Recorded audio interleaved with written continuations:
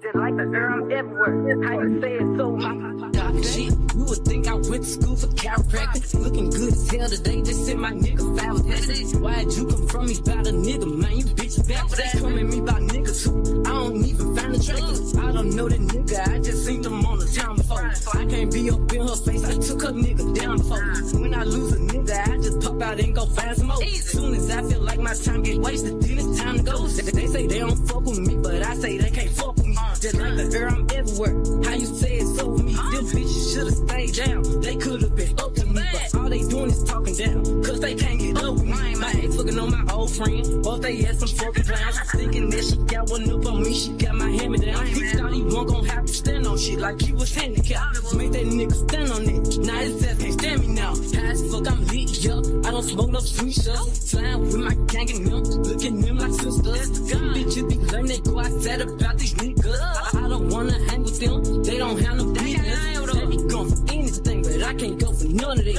Why would I go chase you if I know you gon' come running back? Cut everybody off, they been feeling like the lumberjack. They really get me fucked up, and now I'm going for none of that. She the type of nigga make her mad, she going too soon. Me, I'm kinda ratchet still, so I'm the type to be some. I can't love you, baby, like your bitch do, so don't leave her. You gon' choose her every time, cause it's cheaper to keep her. Can't say your name up in my songs, might not fuck with you tomorrow. Can't get my feelings hurt today, I won't give a fuck tomorrow. Ain't fucked up by no credit score, I might be rich as fuck tomorrow. Every day the sun won't shine, but that's why I love tomorrow. Riding with my twin and and we all look as fuck. She said she my eye, but I don't know her, had to look her up. I know that I'm rich, but I can help it, bitch, I'm good as fuck. I've been on these bitches next so long, sometimes I'm fucking stuck. I can put you in my beds, you might wish me dead tomorrow. Bitches be on thick today, sing every word of up tomorrow. Bitch, I still got cases open, keep your mouth shut tomorrow. Play with me today, then get some sleep, you know it's up tomorrow. Fake bitch, that's what my friend fucked on your nigga. Both you bitches pussy, I think y'all should scissor. She bought a chain, I bought the same one, even bigger. She doing shots, that's how I know I got a trigger. I don't speak dog ho, I don't care what no bitch say. I say on her mind, I got condos in that bitch head. She said she don't fuck with me, who said that you can't hold? That nigga munching, he gon' eat me like a mango. Long ass feet, it be tickling my ass crack. Wonder what I do tomorrow that these hoes will be mad at. Oh yeah, bitches sweet, and I always get my lick boo. I fight for my bitches and I'm fighting over dick too. Can't say your name up in my songs, might not fuck with you tomorrow. Can't get my feelings hurt today, I won't give a fuck tomorrow. Ain't fucked up by no credit score, I might be rich as fuck tomorrow. Every day the sun won't shine, but that's why I love tomorrow. Can't say your name up in my songs, might not fuck with you tomorrow. Can't get my feelings hurt today, I won't give a fuck tomorrow. Ain't fucked up by no credit score, I might be rich as fuck tomorrow. Every day the sun won't shine, but that's why I love tomorrow. Doctor.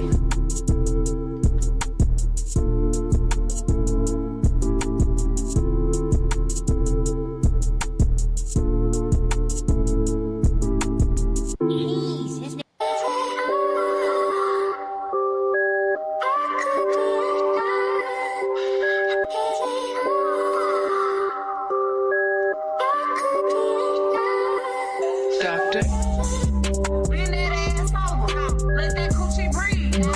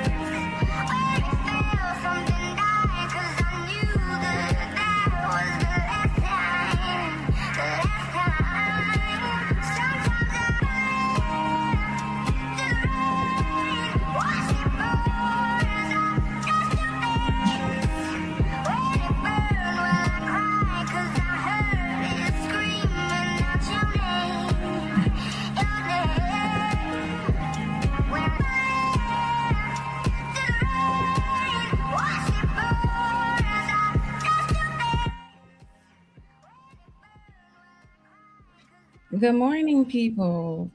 Sean Antonio, nice to see you. He said, I'm here for the Maga slander. First of all, good morning. Good morning. How is everyone doing today? I'm not even gonna try to make an excuse for last night. I'm just gonna stop promising to come back because clearly I'm like a deadbeat dad who cannot keep my promises. And there's no MAGA slander, allegedly, Sean. I'm just here to update the people on what's going on. Okay, I'm just here to update the people on what's going on. I have a couple of things I wanted to go over first. Did you all see this though? I want to talk about this racist cop in Texas where you used to live at, Sean. Did y'all see the racist girl who what always gets me about people who are not white who are super racist? Like they be the funniest to me because it's like you don't even have no reason. Like what is well, a lot of them they don't either, but it's like these be like children of immigrants who black people never did a thing to, who just have this inherent hatred because this is their way of assimilating to whiteness, I guess. The more anti-black you can be. So did you guys see this yesterday?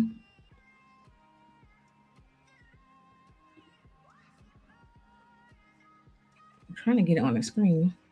This girl, she got fired. It says Houston police officer relieved of duties after a viral video shows her allegedly saying racist remarks about black people. Quote, there's a effing reason you guys were slaves. You guys don't know anything better than to effing steal. Listen. Who claims it shows a police officer using a racial slur time and time again. Fox 26's Karis Belger joining us in the studio with more on those allegations. Karis. Well, Anthony, the video is disturbing. Fox 26 received it from a viewer, as you said, alleging the woman in the video is Officer Ashley Gonzalez. Now, Houston police say they are aware of the video. While the department has not publicly confirmed Gonzalez is the woman seen in it, HPD says she's been relieved of duty as the investigation moves forward.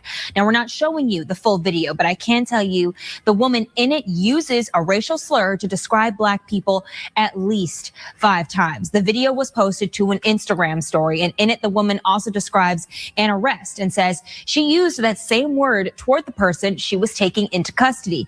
Now, later, the woman says she felt, quote, at peace being able to say it. After watching the video, Bishop James Dixon said he was shocked and disturbed by the Fox 26 received a video today. The amount of times that I will always and forever say that I hate.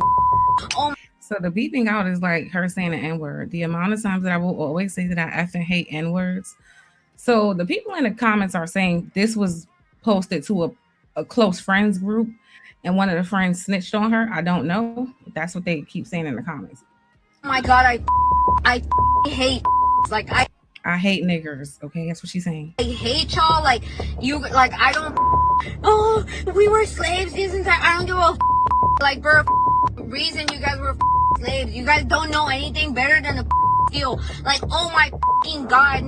Like I was literally eating food with my friend. He had his, oh my God, like I don't know, por Dios, por gracias de Dios, I had my wallet next to me, like my whole purse, and those like that little small ass decided not to steal my wallet.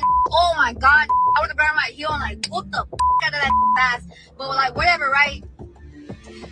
So she's saying she basically tried to entrap somebody so they could steal her wallet, so she could have a reason to get violent with them. Some other, but no homo or nothing. Y'all don't know how good it felt to say. Like, y'all don't know how good it felt to say nigger. Like these people have a very deep-rooted hatred toward black people. And I'm trying to understand the history where black people have done anything to any of these fucking Hispanic people. For her to be at this level of glee, you guys don't know how good it felt to say nigger. Like, look at her face. She's like damn near, like she's in bliss because she just needed to say it.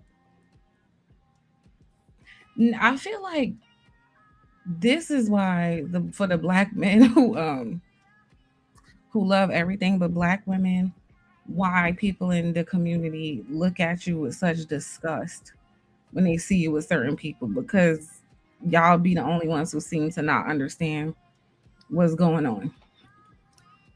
And at this point, I'm not gonna say I don't understand. I'm just gonna say you prioritize your penis over anything, any kind of self worth, self pride, race loyalty, pride and race, any of it doesn't matter. Whatever the penis wants is the priority. Like it's embarrassing, it's stupid.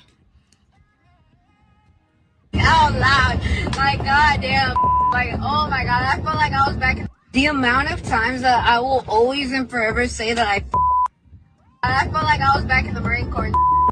Now she done got the Marine Corps in trouble because she says, I felt like I was back in the Marine Corps when she was finally able to be that openly racist. So what you're also saying is you have a history of doing this shit.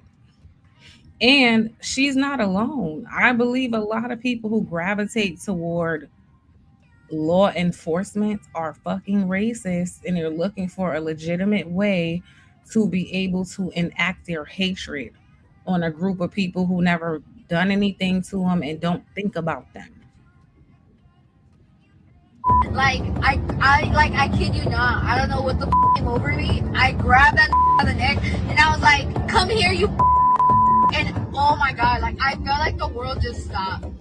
She felt like the world just stopped because she was able to say nigger. What in the fuck? You know what really annoys me about this? That is a issue between black people and white people, realistically, that whole N-word thing.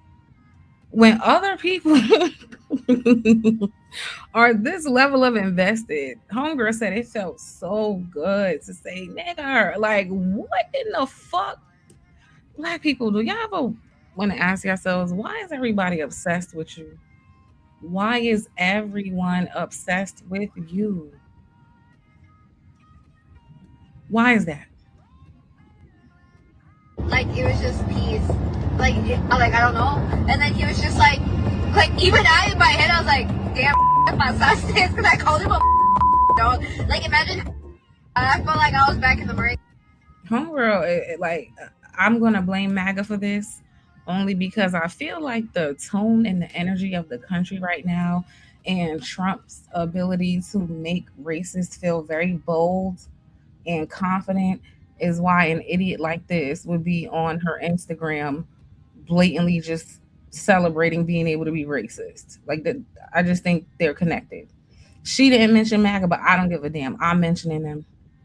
I'm blaming them for all of these open acts of racism where people at least used to be smart enough to do their racist shit and shut the fuck up about it. The fact that they're bold enough to get up and brag about it and don't care, there's a reason for that. Look at this. It says Trump tells Fox host. A lot of them were let in.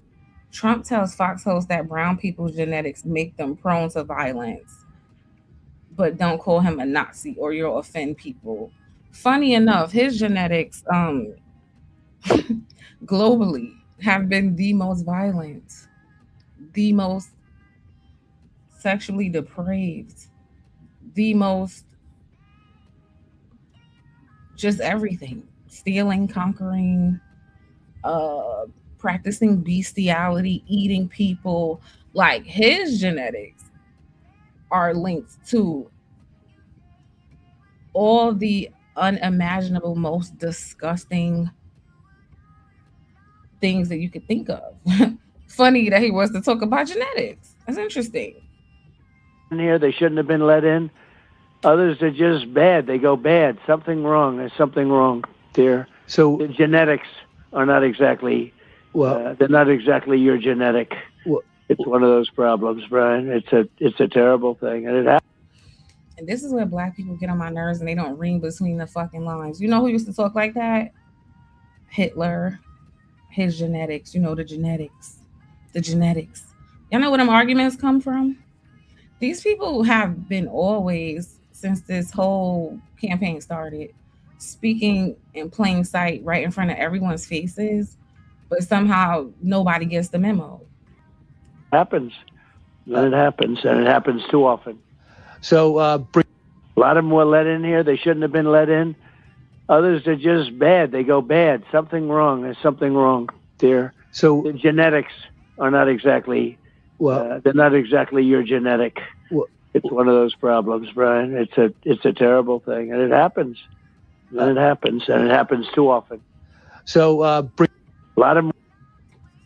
So this is particularly why every time I see one of these dumbass Trump black MAGA super fans, oh my God, I can't deal. I just can't.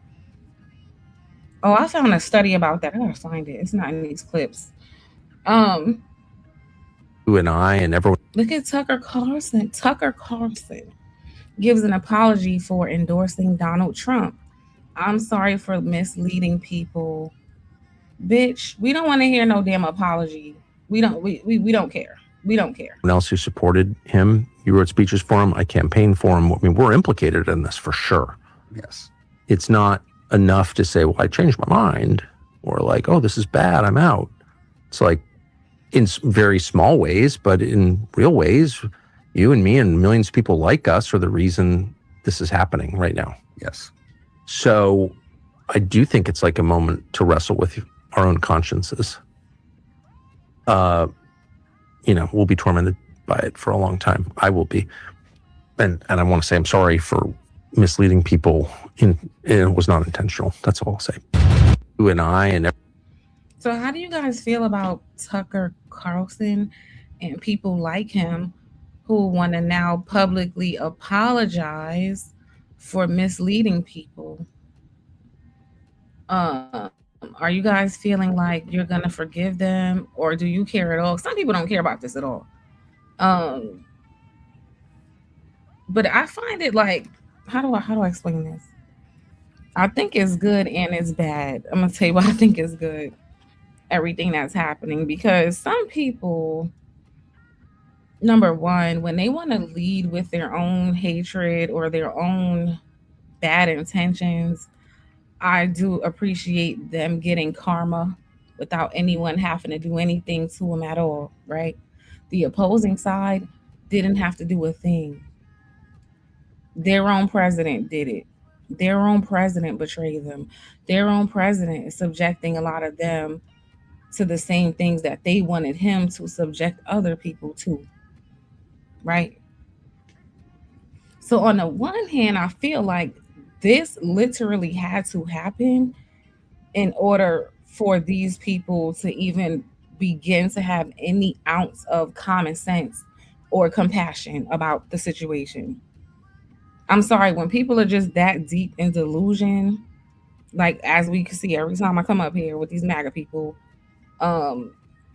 that level of psychosis, cognitive dissonance is very hard to talk somebody out of, convince somebody out of. It's just, they're committed.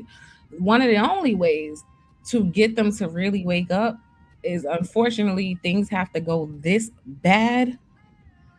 Things have to start affecting them or people that they actually care about before they will even acknowledge that something is wrong. So for that reason, I'm happy that things are going the way they're going. I'm happy that people who wanted to rally behind white supremacy are now feeling stupid and regretful and feeling like they made a mistake. I'm happy. Hate to say it, but I actually am. Good morning, y'all. I'm on the other screen, so I didn't say hi to anyone. I just can't see. But I'm actually happy about this. I'm not happy about Americans losing jobs, Americans suffering, people going to war, people dying, people being involved in things they don't need to be in, how racist. But it's like, damn, this was the only way to get any of you self-absorbed people to see or care about anything. It's just unfortunate. But this is like when people are in strong delusion, that is what has to happen. I'm sorry. It's just, you see that you can't debate them out of it. You can't give them the evidence and wake them up. You can't talk them out of it. You can't pull the compassion card. Don't you care about other people? We've seen none of that works. So, like we see in real life, guys, sometimes you gotta let people fall flat on their fucking face. Then and only then will they get the lesson. And the scary thing about this is I think this is a very temporary thing. I'm sorry, I don't trust these people at all. I think in the moment right now, it sounds cool to want to disassociate, want to denounce, want to separate themselves, but I don't think this is going to really stop that internal white supremacist trait that a lot of these people have. I don't. I don't. I'm sorry to say, but I really, really don't.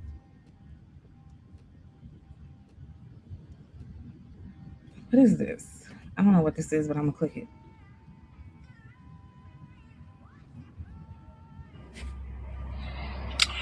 It says we're falling apart because of white supremacy. So this is what I mean. Like it's ugly, but I feel like this is the year of the awakening for a lot of these white folk. And listen, some of them still are never gonna open their eyes. They're never gonna acknowledge anything. You guys, you know it's bad. We got black people who still riding the Trump train right now, riding the MAGA train.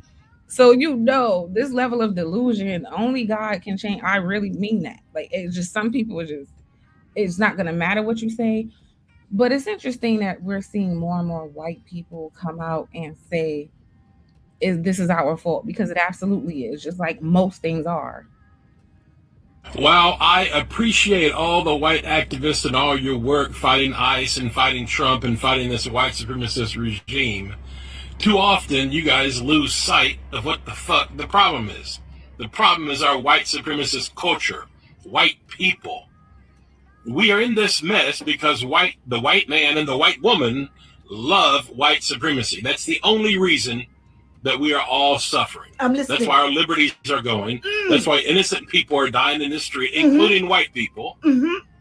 It's because of the white man's fucked up love of white supremacy. And that is the message that not enough white activists talk about.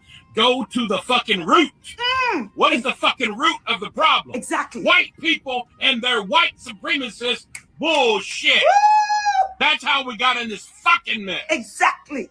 Exactly. Call it what it is. Please. White supremacy and white people. Yes. Yes. That is why we're under a white supremacist regime. White people are too goddamn racist. Oh, you went there. And if they're not perpetrating racism, they're fucking denying it or being silent about it. Apathy, gaslighting, all fucking day, every goddamn. Damn! Didi Stutter, where have you been all my life? Speak on it. Call it what it is. Until white people fix their fucking bullshit, their racist asses, more people are gonna die. This country's falling apart. You know why we're falling apart? Tell them. Because of white people's racism. That old colonial mindset. Hierarchy, racial hierarchy. That's why we will never survive as a nation. That's why we're on the verge of World War III, folks. That's why our whole goddamn country's falling apart. Fix white people, and we'll fix our fucking country. Bro!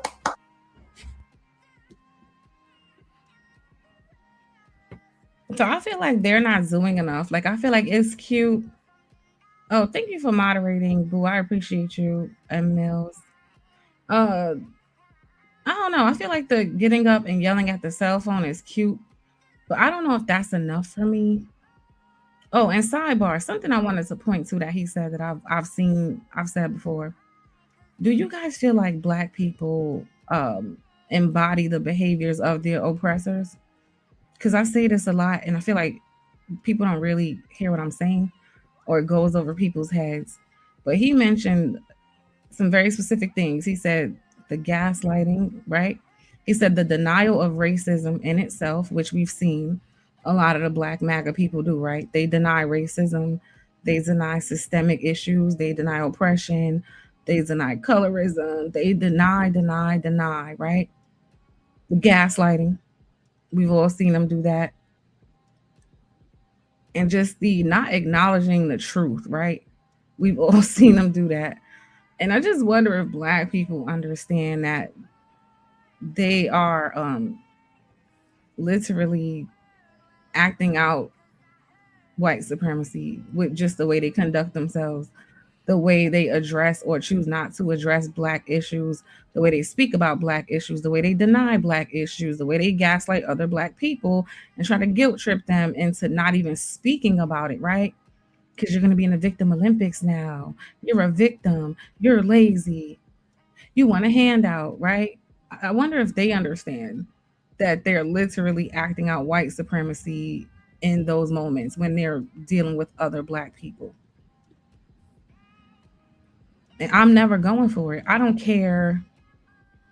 No one's going to gaslight me or guilt trip me out of speaking about Black issues. That's never going to happen. I don't give a fuck about being called a victim or a blackity black or you want a handout, because I know what my real life is like. I work my ass off in real life, right? So I don't give a fuck about people saying that about me. I don't sit around waiting for handouts. Ain't never been the type. And most people who speak that way are not sitting around waiting for handouts. But that is a gaslighting tactic that people will do. They want to guilt trip you. They want to shame you because they want you to stop. I'm not going to stop. I don't care. And I want everyone to don't be influenced by that. Just understand that's what that is. People are calling you victims and calling you lazy, even though they don't know shit about you. They don't know where you work, where you went to school, what you do. But apparently anybody who discusses this is just a lazy person waiting for a handout. Meanwhile,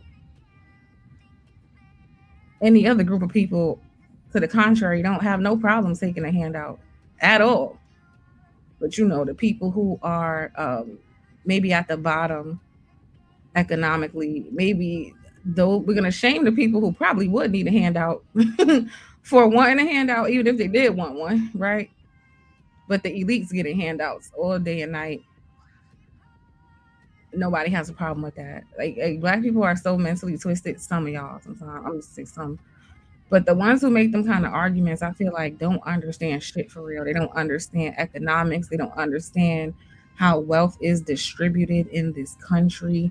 They don't understand that these people that they think they're comparing themselves to have no problem taking handouts, have no problem straight scamming, stealing, like just on a bigger level.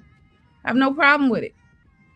So meanwhile, while you jumping through hoops, doing all this performative shit because you're trying so hard to stand out as the quote unquote good Black. See, I don't need handouts. Look at me. I don't ask for handouts. Look at me.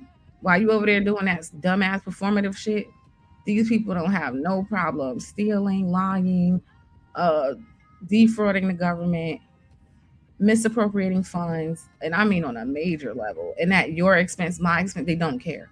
But we got people barely making 60K telling you how you need a handout and you're a problem. It's the delusion for me. I don't understand. But I think I've just come I've just come to accept that a lot of Black people are in a sunken place. And that's because that's where they're choosing to be. They want to be there. Hey, Lena. Dawn said, I'm a blackity black and proud because a little pride is desperately needed. Girl, yes. Nobody going to shame me about so. Imagine having a chronic illness and then people telling you you don't get to talk about your chronic illness. The fuck? And racism in this country is exactly that. It's a chronic illness. Since us beautiful Black people are the first humans, all anti-Blackness is that of a subhuman. Damn. I don't know. I just think those other Black people really think it makes them, I don't know. It just, I want them to know that even the way you speak, you are literally a direct result of white supremacy, your existence as a Black person. If you are a Black person and you spew anti-Black rhetoric and you spread harmful propaganda about your own and you shame your own out of talking about very real issues that affect them, You yourself are exactly what white supremacy wants. You are exactly that. You're affected by white supremacy and don't even know it. They have now colonized your mind so much so that you look at your own people and tell them to shut the fuck up about what's happening to them. And you want to call them victims. A Jewish person would never. An Italian person would never. An Asian person would never. But the people who probably need the help the most. This is how much they brainwashed y'all stupid asses while you sitting up here thinking you're smart. Because I get it. You want to be the good black. You know, I don't need a handout. Okay. Look at this, y'all. Did you guys see this picture went viral of these black women sitting on top of a roof? Clearly in America is the American flag right there. And they're just drinking their little drinks and everything's burning around them. Have you guys seen this picture going around?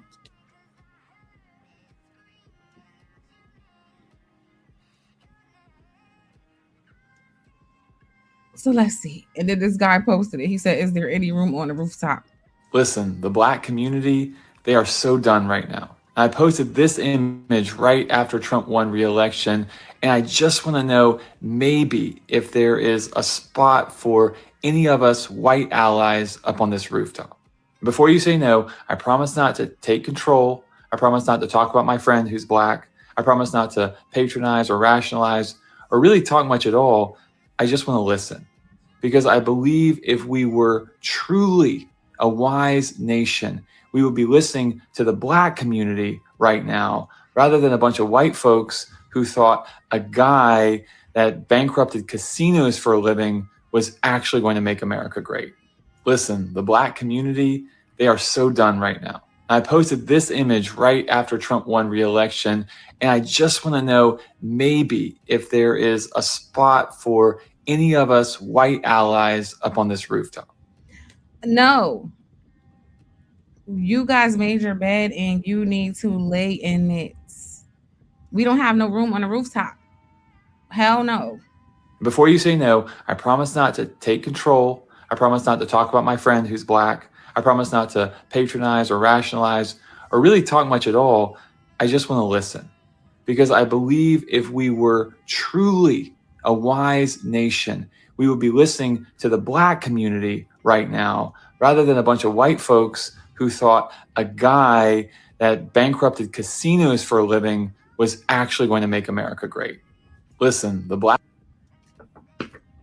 You know what these people remind me of? These white people who are coming out to, like, you know, get rid of Trump. I don't want to, you know, they remind me of, you guys ever been in a relationship with somebody and you keep on telling them you have all these issues with them and they keep ignoring you? And then when you finally break up with their ass, all of a sudden, they understand everything you were saying now. You ever been there? That's what this sounds like. And then only for you to come back and they do the same shit they've been doing. Like, sir, no. We know how this story ends. Absolutely the fuck not. You cannot come on the roof. No. We seen the movie Sinners. We ain't letting y'all in. Everybody is like gloating in their racism. Look at Elon Musk. Look what he's doing, y'all. Hold on. You know, because black people love them a good Tesla.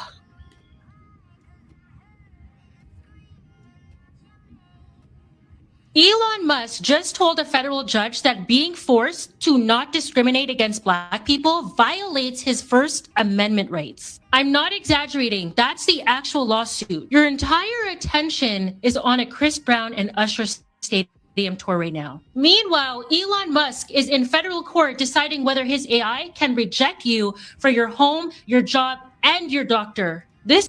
Oh, snap. Look at Sean. I see Sean seeing this. He reposted it. This is why we're always missing at the table. The media pushes the concert, and while you're trying to figure out tickets you cannot afford, somebody is in federal court making decisions about your life, with or without you in the room. Same week, the NAACP sued him for running an AI data center in a Black Memphis neighborhood. No permits, hazardous chemicals, people cannot breathe. So let's be clear, he does not want you to breathe clean air at home, and he is in court right now making sure his AI can reject you for your job, your apartment, and your doctor. The law he is fighting, Colorado's. It says AI has to be fair when it decides your housing, your employment, your healthcare. That is the whole law. He sued to block it. Stadium tour in the summer, federal court in the fall. One has your attention, the other has your future. Elon Musk just told a federal judge that being... So even this, right? But again, Black people going to tell y'all there is no systemic racism. And I'm starting to understand, or institutional racism. And I'm starting to understand, I'm being all the way honest. A lot of these people on these panels are too stupid. And I really mean this. They're too stupid to understand what systemic actually means. This is an example of how you set up some discrimination in a systemic way, right? This right here. Number one, building a data center in impoverished neighborhoods. Why is that always the choice? Like nobody thinks about none of this shit when they want to build a mall, they want to build a railroad, they want to roll out some new development or now data centers. They want to put them in already impoverished or just mainly Black, urban, metropolitan. Like why? Why do they choose those areas to do it? It's not a coincidence. They're very intentional on who is going to affect and why they choose the location they chose. But you know, systemically, nobody's doing anything. There's no one fighting for the right to discriminate against you by using AI. There's nobody doing that. Forced to not discriminate against Black people violates his First Amendment rights. I'm not exaggerating. That's the actual lawsuit. Your entire attention is on a Chris Brown and Usher statement. It says forcing AI to not discriminate violates his First Amendment rights. And guys, let me tell you this too. Don't fall for the so what Black people. I'm telling y'all. The so what Black people, don't fall for that. Because you know what? Once the gaslighting and the lying and shit don't work, then they switch over to so what? Oh, well. But it's not so what? Oh, well. We all exist in this society. We all use these. We use AI. We apply to these jobs. We apply to these homes, these loans, these apartments. We all have to exist in society. It's not a fucking so what. Everybody is supposed to be treated fairly. Let's be clear. When they tell you you should be doing your own thing anyway, well, how many people are doing that? It's not possible for everyone to build their own everything. That's not possible. And that's the point of a society. You shouldn't have to. But they're going, so what? That don't affect me. Okay. Says you can't make this up. Elon Musk is suing for the right to discriminate against Black people. His AI company, XAI, just filed a lawsuit against the state of Colorado to block a law that would stop AI tools from discriminating against Black people in hiring, loans, insurance, and school admissions. Again, for the stupid people in the back who do not understand what systemic racism is or institutional racism is, listen to these words: loans, insurance, school admissions, and hiring, right? These are institutions where people want to set things up to discriminate against your Black ass, which they always have done. And I feel like I need to explain this because I finally figured out, like, I couldn't figure, I'm like, why are these Black people arguing and saying this is not a thing? And then it dawned on me, their dumbasses don't even know what systemic racism truly is. That's the reason they're arguing. They don't know what it is. They don't understand this is exactly what it looks like. And this is something you cannot see. That's why for the simple minds who can't think beyond the surface, it doesn't exist to them because they can't see it. You can't see the things I've written into my policies that will automatically exclude you. You can't see that. Dummy. Like, I just cannot. Listening to some black people on here really be just like, oh my God. I be feeling like y'all parents failed y'all, okay? I have not had access to the best education at all. So I'm trying to understand how the hell these are very simple things for me to understand, and so many other people who are having such a difficult time. Where was y'all mothers and fathers? And nobody was teaching y'all like anything? Yes, my Reed, she says it's always our neighborhoods going back to building the highways, right? Sugar Bum said because they don't care about those people getting any illnesses. But you know what black people gonna tell you? Well, it's because y'all are all fat. Nothing to do with the things they put in your neighborhood intentionally because they know they're harmful and they know they don't want that shit in their neighborhoods. Nothing to do with that.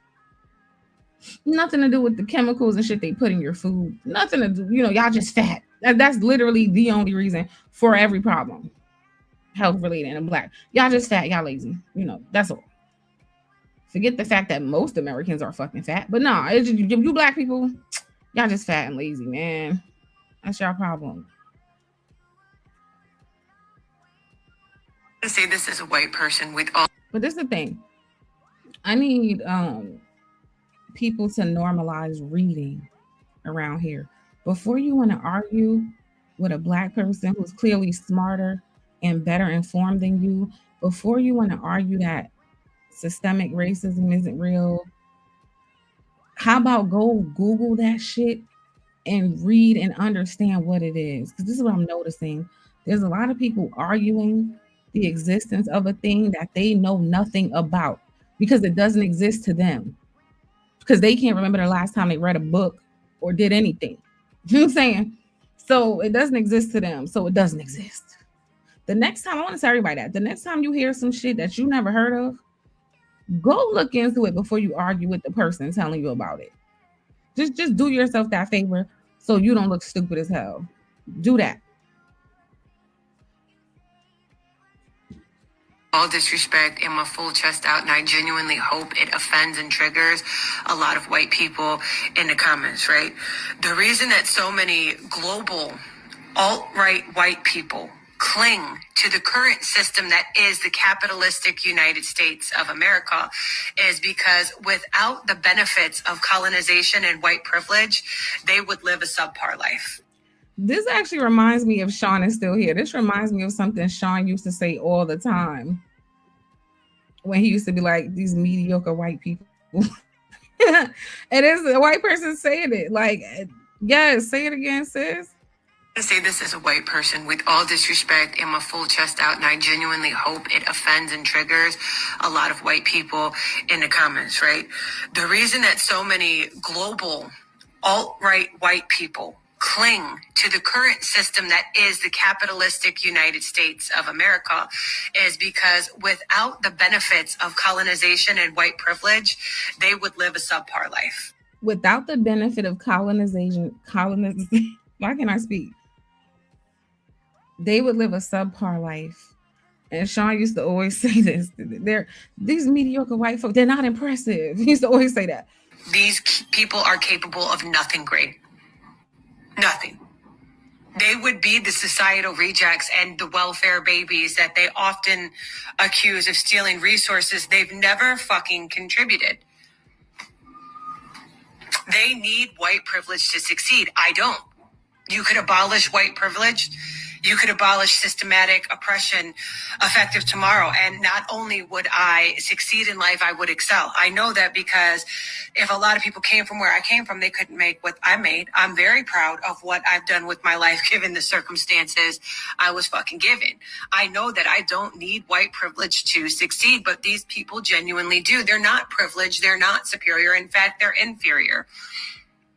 Their entire existence is contingent upon racism, upon systematic oppression, upon flexing basically the biological lotto that they earned just by being fucking born. There's an entire community that exists in New Jersey that spends their entire life living off of welfare until they attend a real estate convention, put their name on a list, and post genocide, inherit land that they could never take. They could never maintain, they could never build, they could never develop. Everything has to be handed to these people because they do not have the work ethic. But again, Black people, y'all the ones who's sitting around waiting for a handout. The diligence, the intelligence, the stick-to-itiveness, the know-how. They have no means to succeed in life. So I say this with all disrespect. I don't give a chicken fried fuck about white privilege. Take all that shit away. Re-implement DEI. Abolish critical race theory. Get rid of systematic oppression. Give everybody equal rights and equal opportunities across the board. I'm still going to be exactly what I was meant to be. A lot of white people can't say the same thing, and that's why they cling to the old way. To say this. Yeah.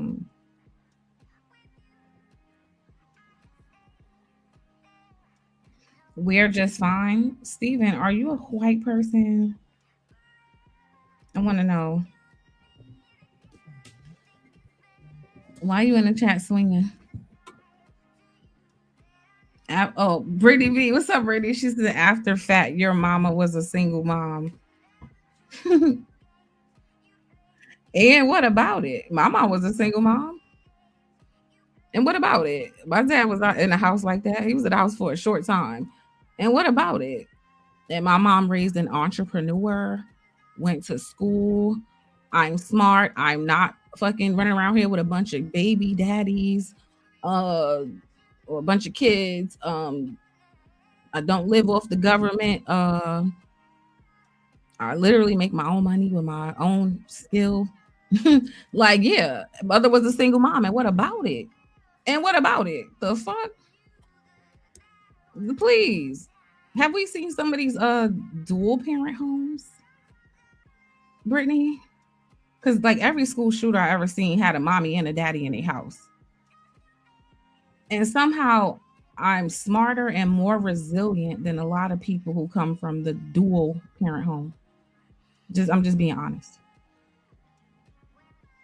I'm capable of way more with way less assistance. These are facts, because I even compare myself to people in my own family, like my cousins and certain people. So like, okay, and what about it? Single mom? What? My brother's a fucking stockbroker on Wall Street, one of the only Black ones. And yeah, raised by a single mom. What about it? The fuck? They got it, please. If we really start pulling up the descendants of the single moms, like, and a lot of these people be projecting, because a lot of them come from single moms and they're mad at their mommies. I'm not mad at my mommy. I'm not. She did what she could, and I'm good with that. But they're mad at their mommy, so now they want to put it on everybody else's mother. Get the fuck out of here. No, I know you wasn't talking about my mother, Brittany, but I decided to like put myself in it. Like, okay, a single mom raised a whole stockbroker, a whole entrepreneur who, like, neither one of us, we don't, a school teacher. Like, I don't know. My mother kids is fine. Sorry. I don't know. Single mother households have the worst outcome. I'm an exception to the rule. No, I'm not. No, I'm not. How many single mothers do you know, Stephen Howard? This is when we know people are misinformed and don't know shit. Stephen Howard, how many single mothers do you actually know? Or the kids? How many do you know? Because I know a lot of them. A whole lot of them. They're nurses, they're teachers. I could get them on here for you.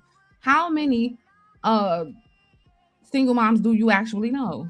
I guarantee you can't even count on one hand, but you're going to sit your ass on the internet and say the dumb shit that you say because it feels good, because you people always feel the need to want to try to make yourselves better than what the fuck you are. You're mad because you had two parents and you still ain't shit. Don't be mad. And logically, how does this make sense? If the prison population is such a small, tiny percentage of the actual population. How in the fuck are we using that to speak for the entire population? None of it makes sense. No, I did not think you was talking about my mom. Oh, statistics don't lie. So statistics again. So let's get into your statistics. You're basing this off of prison populations, yes? I'm assuming. How much of the population does the prison represent? What percentage would that be? And then you need to add in the over policing of Black people, which you won't do, the over policing of Black neighborhoods, which you won't do, right? So when we're looking at these high numbers of all these Black people in jail, we're going to also talk about this high exoneration rate. Notice every time somebody gets exonerated from the prison system, they're usually Black, right? Usually they're Black. So what the fuck does that tell you? There's a lot of Black people in there who don't even fucking belong there in the first place. Consider that as well when you want to talk about Black prison statistics. Get your dumb ass out of here. You're mad because, like we said, you are a mediocre white person. Sorry. Sorry, not sorry.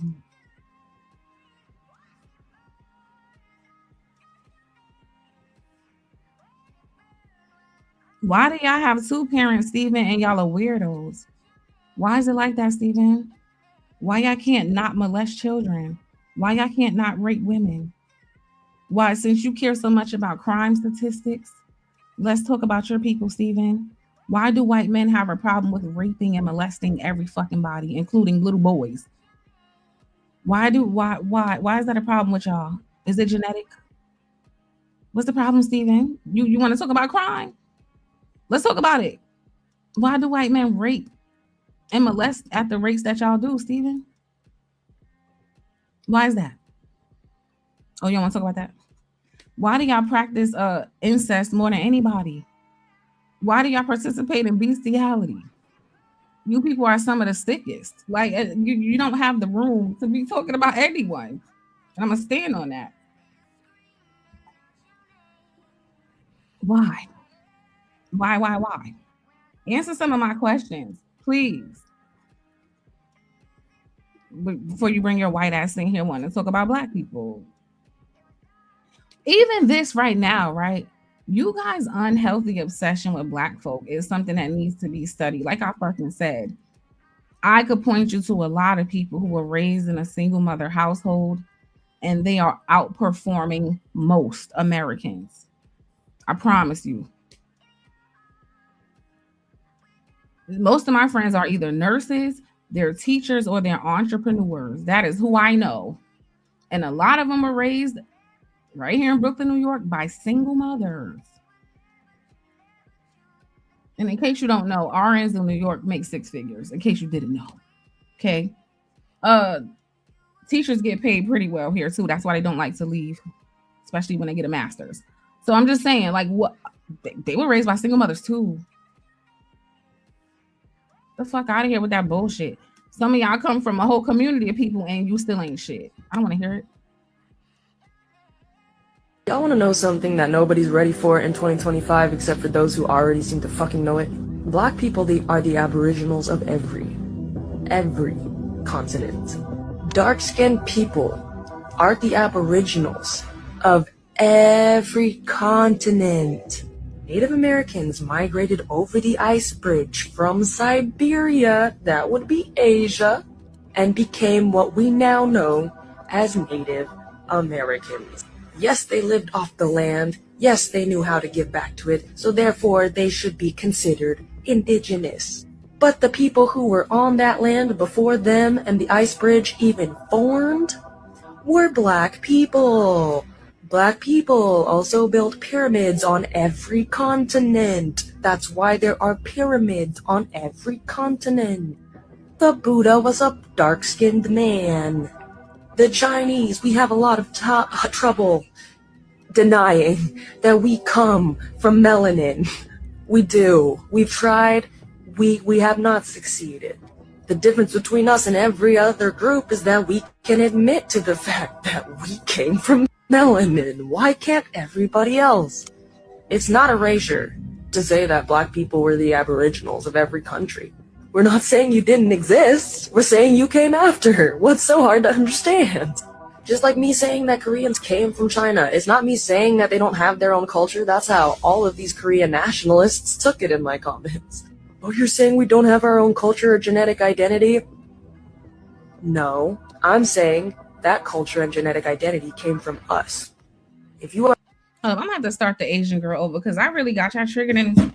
Oh damn! I really got y'all triggered in this comment time. Y'all really mad about what I said? Hold up, man. I'm always dropping something. Let's see. Statistics don't lie, no matter how many you know. All right, so I'm glad you said this, Steven. Okay, as of late 2023, I'm reading from a Google AI overview real quick. I just asked, like, what is the percentage of people in prison in the United States? I said 0.54 to 0.7% of the total US population.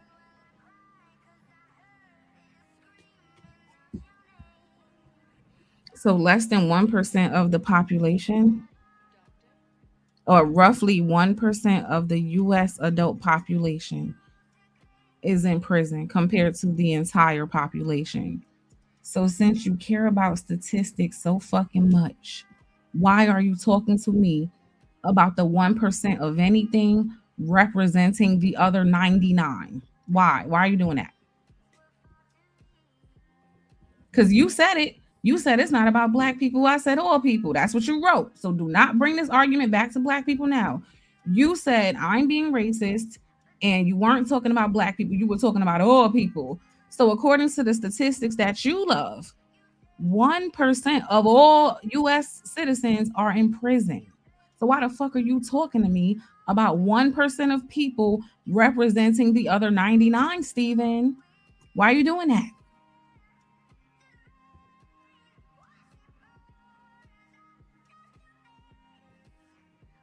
Oh, no answer.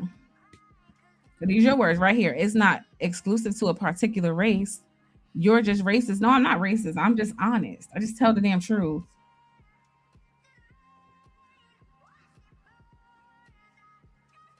Answer my question. Nigga, you don't get to demand nothing over here. Send a super chat, Captain, since you got demands.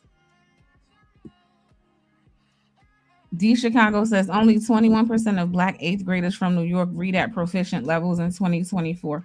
Okay, what is that supposed to mean? What's that supposed to mean? Yeah, I'm not an 8th grader. And I don't remember speaking for 8th graders. I remember speaking for me and my generation and where we're at in life. That's what I remember doing. So, okay. What is that supposed to mean? Where's the rest of the country reading? Let's see. What level is the average 8th grader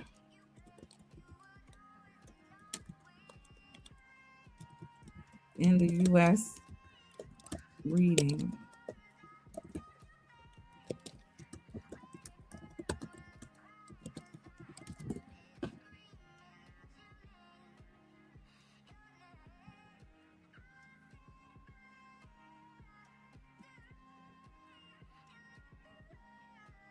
Damn, I almost want to share the screen so I don't get accused of lying. Okay, let me share the screen. Because again, y'all be so quick to want to I don't know what you're trying to prove, to be honest. Yeah, let's talk about it, D Chicago, because you said here it is.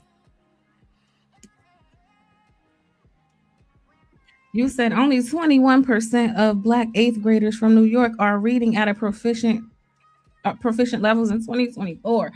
So I said, what level is the average 8th grader in the United States reading at? Please include all races, is what I said. 31% of 8th graders in the US are reading at or above the proficient level. So 21% in New York, 31% nationwide. You thought you ate with that stat? You thought you was going to see like a huge disparity between the two? What did you think you were doing just now? What you thought? The black kids can't read because they're predominantly raised by their mothers. Then why the rest of the country can't fucking read, Chicago? Why the rest of the country can't read? Okay, cool. So explain to me why the rest of the country can't read, Chicago. Okay, cool. I can't do math. Explain to me why the rest of the country can't read. Because you made it seem like it was the kids with the single moms. Okay, I asked for the entire population. So why they can't read?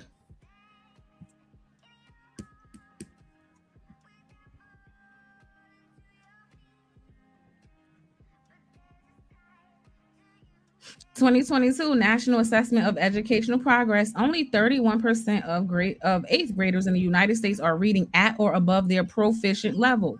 Roughly 70% are at or above the basic level, meaning many fall into the basic or below basic category. The average reading score indicates that the average U.S. eighth grader reads at a 7th to 8th grade level, with significant performance disparities across racial groups. Look at this. They got it broken down by race. 2022 NAEP 8th grade reading average scores by race and ethnicity. Scale from 0 to 500. Asians were at 283. Whites 267. Two or more races 263. Hispanic 250. American Indian, Alaska Native 246. Black 243. Hawaiian Pacific Islander 253. Key findings. Roughly 30% of eighth graders are proficient or advanced. So again, you're going to have to make your single mother argument make sense. Because according to y'all, it's the single moms. But according to this, it's 70% of the fucking country, regardless of race or household. So this is your own self-hatred.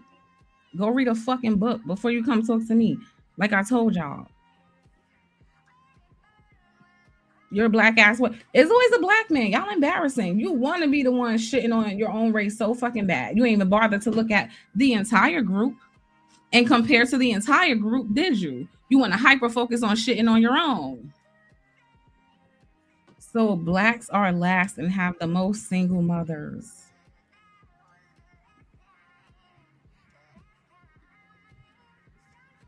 So would you feel good if we were at the top of the failure list as opposed to the bottom? Would that make you feel better if we were at the top of the failure? Because they're all failing. But would it make you feel better if we was at the top of the failure list? What a fucking stupid argument. Well, black people are the lowest. They're all fucking failing. That's the point. And we know that when you look at any statistics, black people are going to literally, in comparison to everybody else, what is that saying? When America has a cold, the black community has the flu. We know how this shit goes. You're not making, I don't know why you think you're making a point, but you're not. They're all failing. But okay, according to you, it would be better if we were at the top of the failure list. You know, that would make me feel better, I guess. Do I see the correlation of 70% of the country fucking not being able to read on their grade level? This idiot said yes. He says, yes, you would feel better if black people were at the top of the failure list instead of the bottom of the failure list. Meanwhile, they're all failing.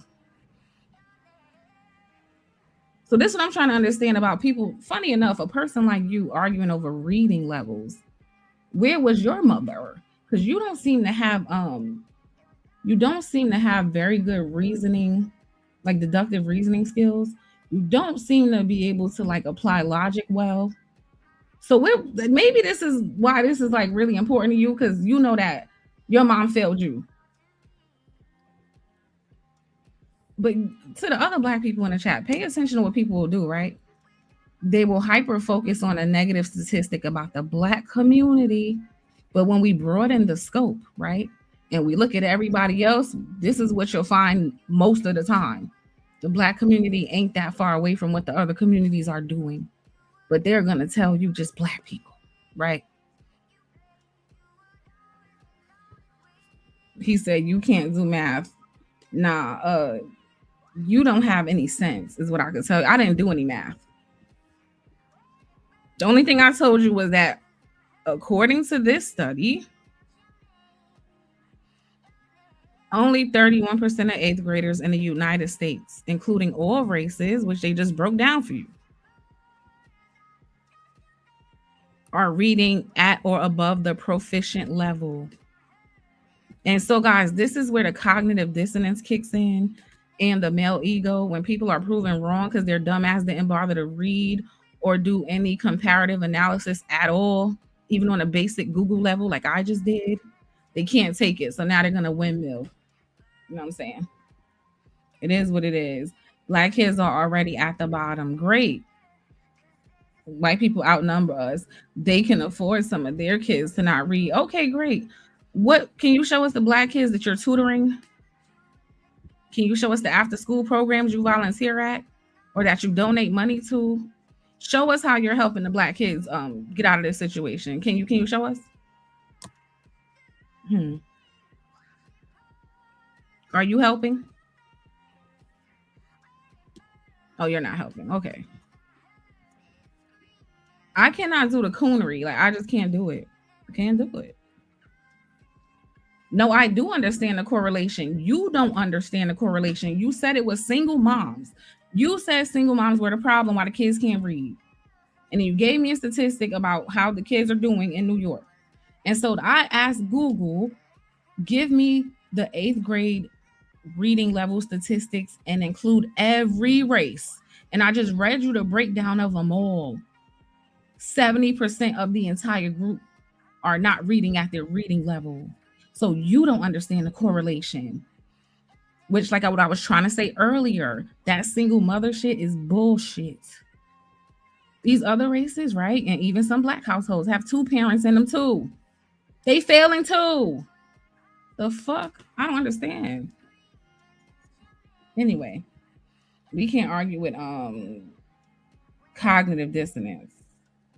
This the actually, you want the link? I got time.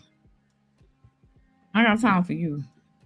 Because you're telling me I don't understand math. This is the problem with black people. They don't know how to read. And I know I'm talking to somebody who is intellectually my inferior. I promise I know that. So guess what? I got the link in case you want it. Come make your point.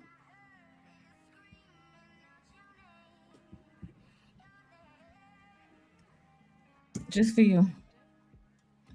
If black people have the highest of single mothers and the lowest reading on the group, what does that tell you? Chicago, we understand the correlation. What you don't understand is, in order for that to really be a thing, when we looked at the other groups, they would need to be exceeding those children of the single moms, but they're not. Ding, ding. Like, why do you not get that?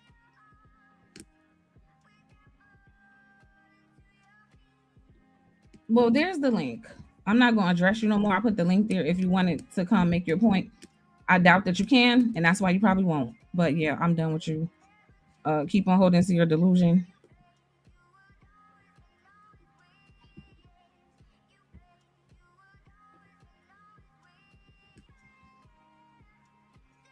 So anyway, y'all, let me play the video I was about to play.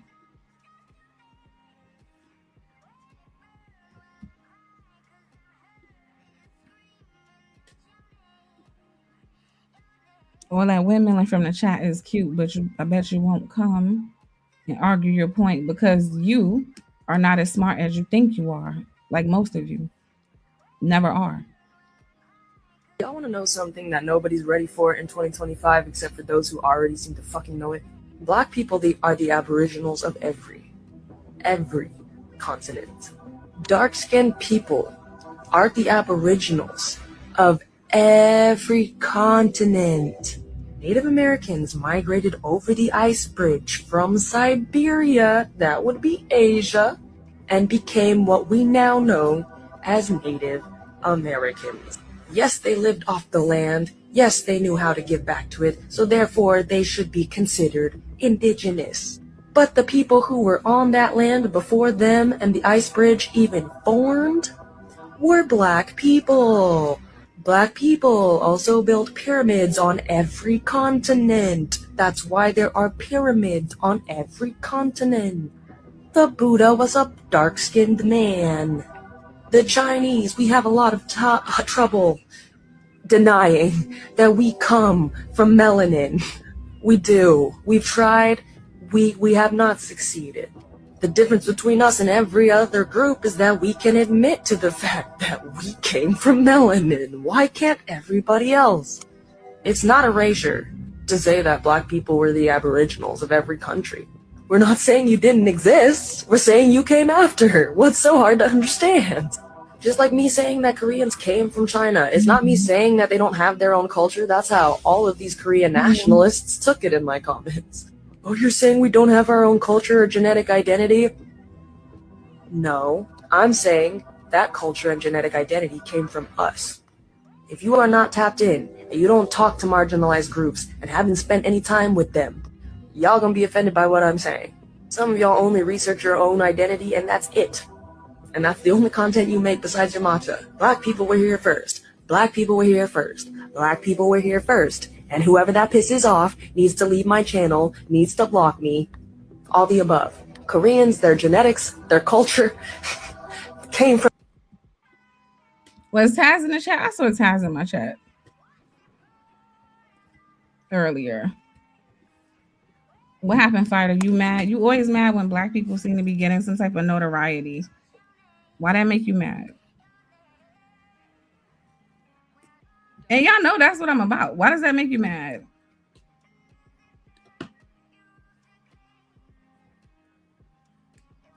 Yeah, I told you if you wanted to come up and make your point, I put the link in the chat just for you. You're still windmilling in the chat, so we don't want to we're not gonna acknowledge you. I don't got time. Yeah, she definitely could be practicing identity politics. That's a fact. Oh, there was one last thing I wanted to show you guys. Hold on.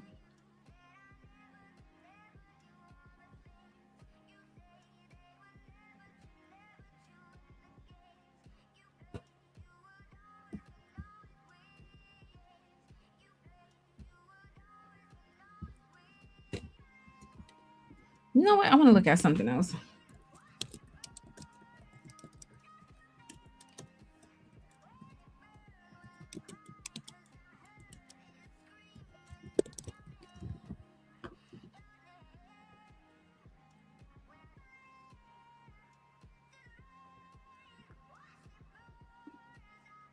Sorry, y'all. I'm trying to find this video.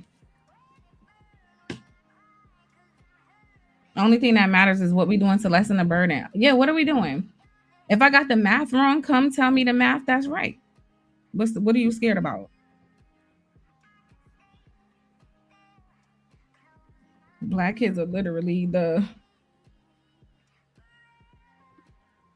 Emil says, I had to realize as a teenager in high school, in order for me to succeed in life, I had to sit my butt down and learn something.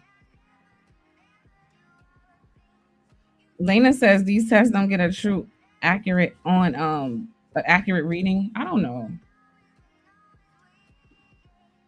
Myrie says, was Black literacy the topic? I'm confused. No, it was like I was talking about, I just went off on a tangent talking about how we can't really blame single moms for all of the problems in the community when somebody was mentioning crime and prison stats represent 1% of the entire population. So I didn't feel like that was a good reference point to represent the entire population. And then he wanted to come tell me about the reading levels of kids in New York. And then when I looked at the reading levels of the country, they weren't exceedingly like above passing either, or proficient level either. So now he just wants to windmill. I don't know. I don't get it. But hold on, I have one last video before I go.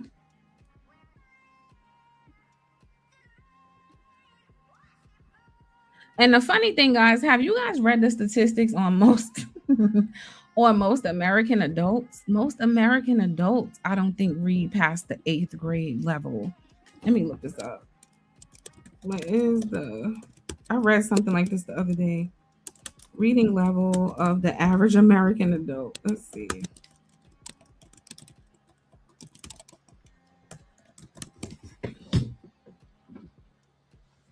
The average American adult reads at a 7th to 8th grade level. Approximately 54% of US adults ages 16 to 74 read below a 6th grade level. And 21% are considered functionally illiterate. Unable to complete basic reading tasks, about 45 million adults in the United States read below the 5th grade level.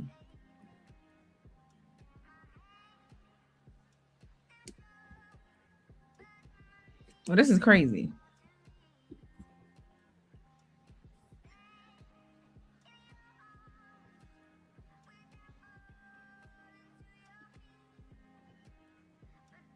%60 of the prison's population was raised by a single mom. Good for you. 60% of the 1%. And when do people ever concern themselves with 1% unless it's cancer? In what circumstances do people care about that? Like, shut the fuck up. Stop perpetuating negative stereotypes about Black people, especially if you ain't gonna do shit about it, but just talk. We heard it enough. We've heard all these statistics a million times. We've heard it. We know. We got it. I'm trying to find.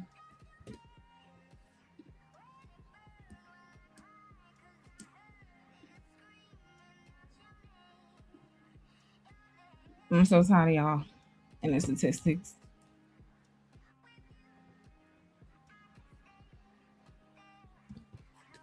Especially when y'all just like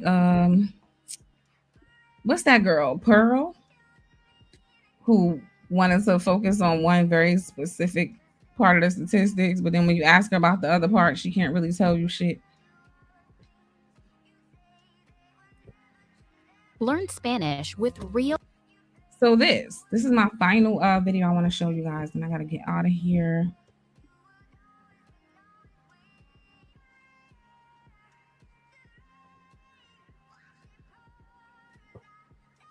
Yes, that's how my brain works. 1% don't mean shit to me. That's how my brain works.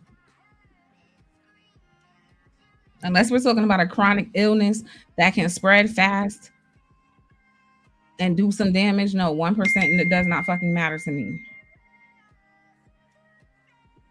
What are you talking about? I think you think that I am advocating for people to raise their kids in a single mother household.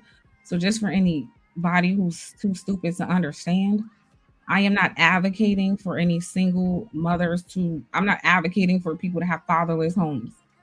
It's not what I'm doing. What I was comparing myself to was like, I know a lot of people who are raised in single mother households and they're educated and they're successful. That's what I do know. Okay.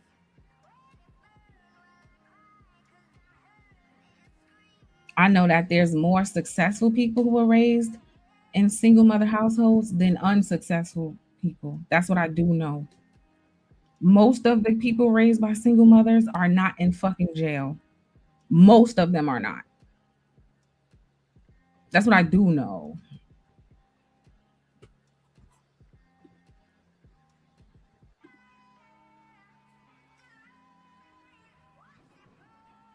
Guys, support the show. Hit the cash. I'm stressed. I deserve compensation for this bullshit.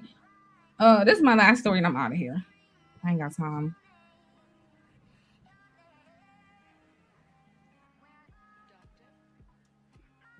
Sorry, y'all. I'm trying to get this. Every time I share videos on here, my screen does this weird stuff where it gets very small and I can't see. So yeah, Erica Kirk had a speaking engagement scheduled at TPUSA, and she had to cancel it because look at how empty the venue was, guys. People are not effing with it, and I'm so happy to hear that. So Erica Kirk is coming up under fire, guys. She's coming up under fire because she recently pulled out of a speaking engagement, and she tried to cite that security was the reason as to why she did not appear. But Candace Owens dug all up in that ass and revealed that the real reason that Erica Kirk pulled out of the speaking engagement is because the ticket sales were flopping. Take a look at the venue. This was the venue at the Turning Point USA at the Atkins Ford Arena. It was less than 25% full. And Candace Owens said, before y'all try to run that bullshit about she pulled out for security reasons, Candace is on that ass. So Erica Kirk wrote, I was so looking forward to tonight's event at the University of Georgia with our Vice President, J.D. Vance. But after all our family has been through, I take my securities team recommendations extremely seriously. Thank you to our amazing Georgia chapter for your support. What support, baby? There's nobody there. So Candace Owens took to the social media and wrote, stop. This is exhausting. Guys, I don't know if you can see this. I'm gonna try to make it big. Do y'all see how empty it is? These people be selling out whole like damn, like they on like an artist on a tour. Like them venues be packed, looking like a Chris Brown stadium tour. So to see all these empty seats is very telling. You pulled out because of bad ticket sales. For the same reason, TP Faith had to reschedule the Pastor's Summit and various other events quietly. People don't believe you and don't line up for you because you struggle to tell the truth, even about the most basic facts. Where is the video of Charlie appointing you as CEO weeks before his death? The Secret Service sits above your security team. Where the actual and viable threat? The vice president, were there an actual and viable threat, the vice president would not have continued the event. Your closest threat is your public relations team that you hire that continues to operate under the delusion that you are smarter than the public. They aren't. And she's absolutely right. Y'all, look at the seats. People are not showing up anymore. Erica Kirk, there is no world where you are in more danger than the vice president of the United States. And he showed up. So yeah, your security team's recommendation, quiet as it's kept, you are not in any risk of danger because there was nobody there. You are not in any risk of danger because there was nobody there. Girl, y'all should have told all them people just come to the front and sit on the. Wait, whoa. Taz says, I've done several videos about Funky Dineva threatening to beat women up. Hold on.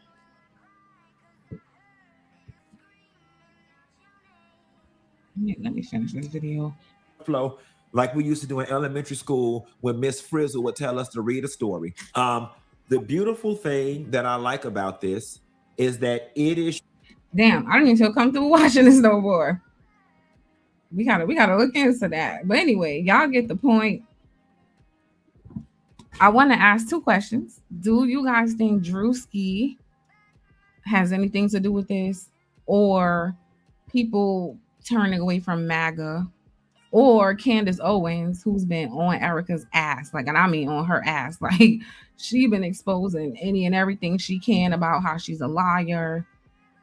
She's been conducting her own private investigations. She's been on her ass. Do you guys think this is Candace Owens' fault? This is Drewski's fault? Or this is just the fact that MAGA is like unhinged now and they want to like disassociate? Either way, I'm happy. Lena, thank you. I got a cash app from you, boo. I appreciate you.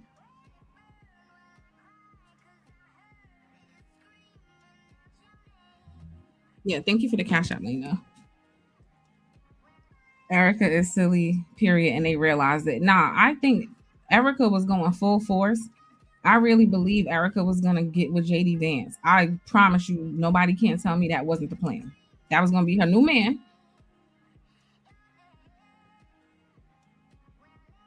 Damn. Taz said, this is white mother effers realizing Trump's time is up and they all moving around.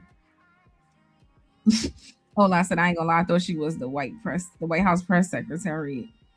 I think they had a whole plan. I think the only thing that changed the plan, in my opinion, was Trump going to war. I think that was the last final straw that pissed the white people off. But if not, I believe everything would have went according to plan. I believe that Erica Kirk was going to somehow be in the White House. I really believe that shit. I do. They was already trying to like get us used to the idea of her and JD Vance, and let's line JD Vance up for the next like they were already kind of directing where things were about to go, but his old senile ass messed up their own plan. It's being done. I really feel, yeah, she was. Is this normal, Taz? I've never seen anybody whose husband was just a political commentator get this level of notoriety. They gave him a crazy send off as if he was somebody who fought wars for this country. He did not. None of this was normal. I never seen anything like it. Then her dumbass comes out here, couldn't wait to step in his shoes. Meanwhile, his whole thing was traditional. Traditional, meaning his wife would be a traditional woman.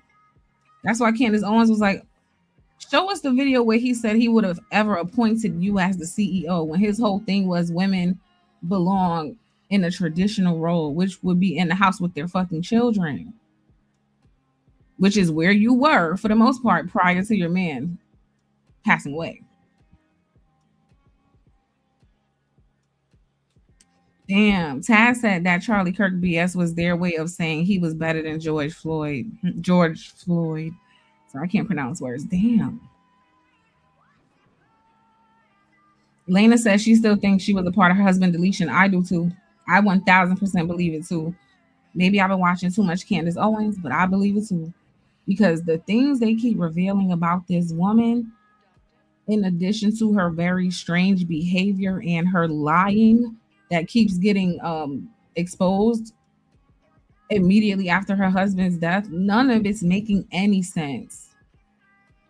And then when we found out that shortly before he passed, he was giving Israel pushback, he was not in total agreement with everything that Israel was doing.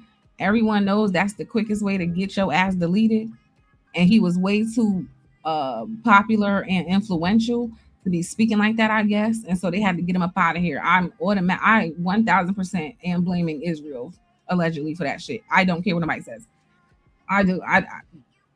He had expressed, and Candace exposed that he had got threatened at a secret meeting, or because he was starting to he didn't approve of certain things that Israel was doing and the United States involvement with them.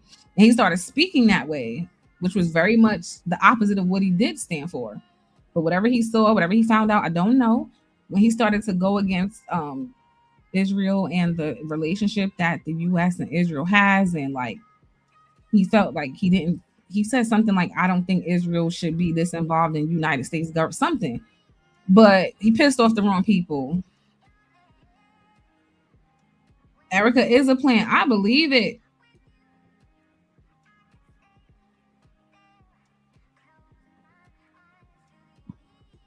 T.O. said first it was Epstein, then Charlie Kirk, and yep, the war was the final straw. Now MAGA conservative Republicans are in a civil war. Damn. You think they're in a civil war? Well, black people, one thing I will say is, like I showed you guys the racist cop earlier. Every time I come up here, I show y'all some racist people who are in power at that. Maybe I need to start really taking this shit a little serious, because people they don't like us. Okay. It seems like some of them can't wait for an opportunity to do something. Damn, Ola said all them podcasters are for us. They create BS because the world craves Jerry Springer. Yeah. Who left MAGA months ago? Who's MTG?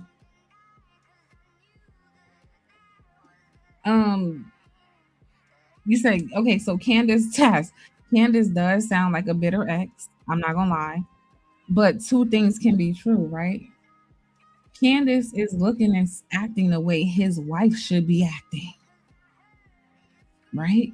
Candace is um she's tapping into every resource she possibly has to figure this out. And she's been consistently doing that. His wife should have been doing that. That's the thing.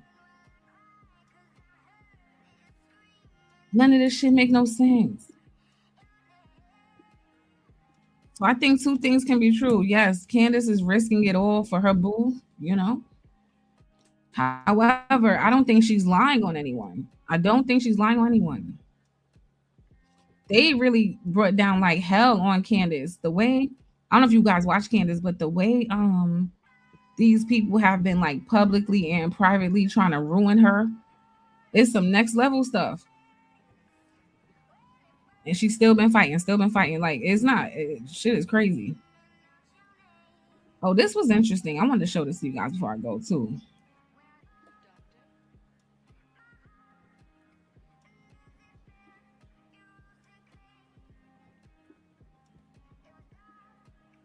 So I feel like, thank God, this thing is kind of self-destructing. And I love that for Black people that they decided to sit their asses down somewhere. Okay, but don't get comfortable. Don't get lazy. But just, I love that for us. Because everybody is used to Black people wanting to be the ones marching and cheerleading and crip walking and backflipping and electric sliding in the streets with the picket signs on some "we shall overcome" shit. And I'm very happy that Black people have finally adapted and realized like that shit. No, it's a wrap for that. It's a wrap. Now here goes someone with a little conspiracy theory. I want to hear what he has to say. Ronald Reagan all have in common. They're all from the suburbs of Chicago. Yeah, I didn't hear the beginning. He says, what does Charlie Kirk, Pearl, Nick Fuentes, and Ronald Reagan all have in common? They're all from the suburbs of Chicago. Ooh. Yeah, I'm about to break this down. Watch this. The thing you were thinking is also true. Each one of them made a career trafficking in racist political dogma, but each one of them had varying levels of subtext orientation, meaning how overt or covert their racism is. To be clear, the racism is there for all of them, but varying levels in how subtext it is. You had Fuentes, who was a self-proclaimed racist, right? Basically saying, yeah, I'm a racist, aren't you? Yeah, I'm fine with that. You're fine with saying you're a racist? Totally. You have Charlie Kirk, who was basically a self-proclaimed, like he was very close to just outright saying it. Then you had Pick Me Pearl, who most of her racism was kind of hidden inside of her devotion to sexist patriarchal norms. And then you have Ronald Reagan, who was so subtext, he literally created the term welfare queens. The interesting thing is their subtext orientation with their racism literally correlates with the distance that they grew up from the city. The ones that grew up closest to the city, Charlie Kirk and Fuentes in LaGrange and Wheeling, Illinois, they're the least subtext oriented. And I'm going to give a reason why in a second here. Then you have Pick Me Pearl, who's from Huntley Park, a little bit further out. She's a little bit more subtext oriented. Then you have Reagan, who's from all the way out in Dixon, Illinois, who was the most subtext oriented. Why do I think this is? I grew up on the west side of Chicago, but I went to college in Iowa and South Dakota in these red rural states. And I've said this a million times. I think the people that I've met that were from the suburbs of Chicago are more racist than the people that I went to school with in these red rural states. And I think it's because of something called vicarious threat. It's a psychological phenomenon. These white people grow up in the suburbs of Chicago, and they're frequently hearing about the danger in the city, and it raises these racial resentment levels. And let's not forget, this is literally what the suburbs were created for. The suburbanization of the American cities in the 1930s and 40s was created for Black exclusion, to withhold resources and public goods from Black Americans. This is, if you know anything about white flight, if you know anything about the FHA loans and the GI bills, the GI Bill that was restricted from Black Americans, you'll know all about this. Fascinating, isn't it? There's a whole other piece here about white American Anglo-Saxon Protestants, WASPs, they call them. I talk about it a little bit in the YouTube video I just posted. You go on my YouTube page at DOS Discourse, you'll see it. I'm also going to probably make a whole video about this thing right here. But yeah, there you go. Yo, what do What do you guys think about this?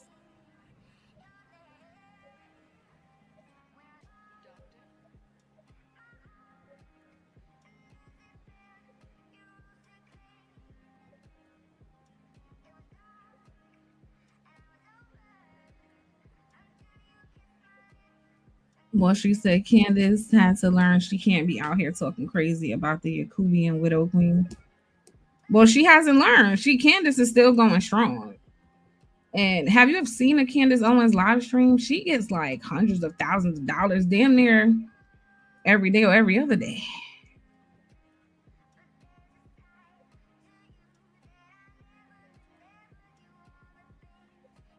So I don't know, y'all. That's all I had. I ain't have nothing else. I will drop my link one more time. I have a good time today.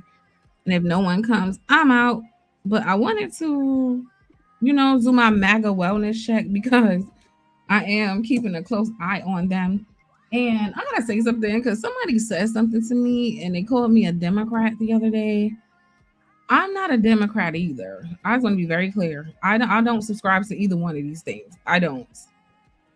I understand the way it could look, but I promise you I'm not a Democrat either. I really am not.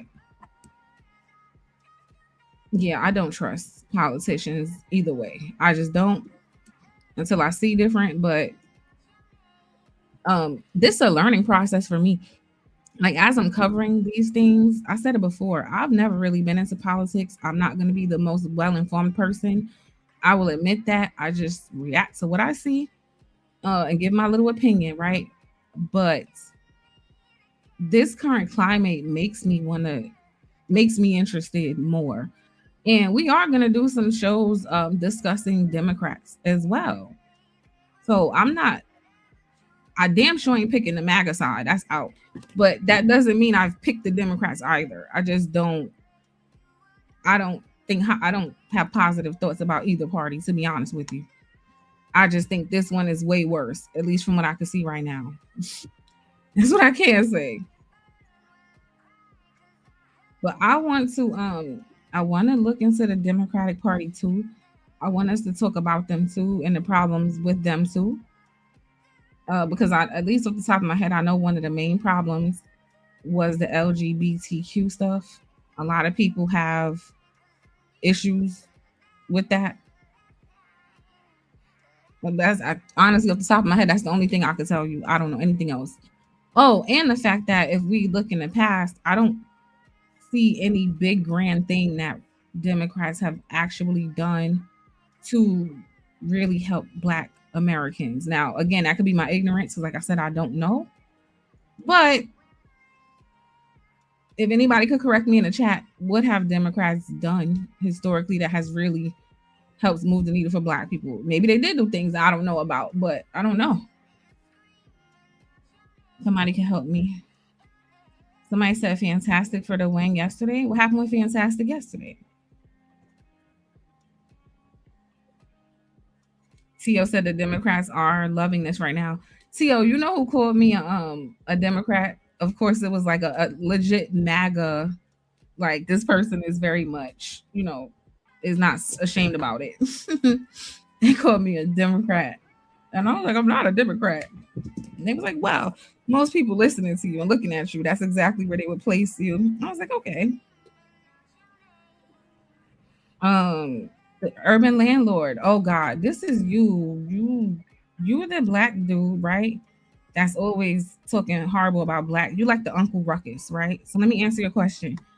You said, shouldn't Blacks focus on helping themselves? Just asking. Absolutely. But Black people know how to walk and chew gum at the same time. So the same way everyone else votes for their politicians because of what the politician can do for them, Black people are allowed to have the same requirements. Uncle Ruckus, I don't know if you knew that. But the same way these other groups vote for who they want because of what they're going to do to make my life better, right? Right? Republicans voted for Trump because of what they thought he could do for them, correct?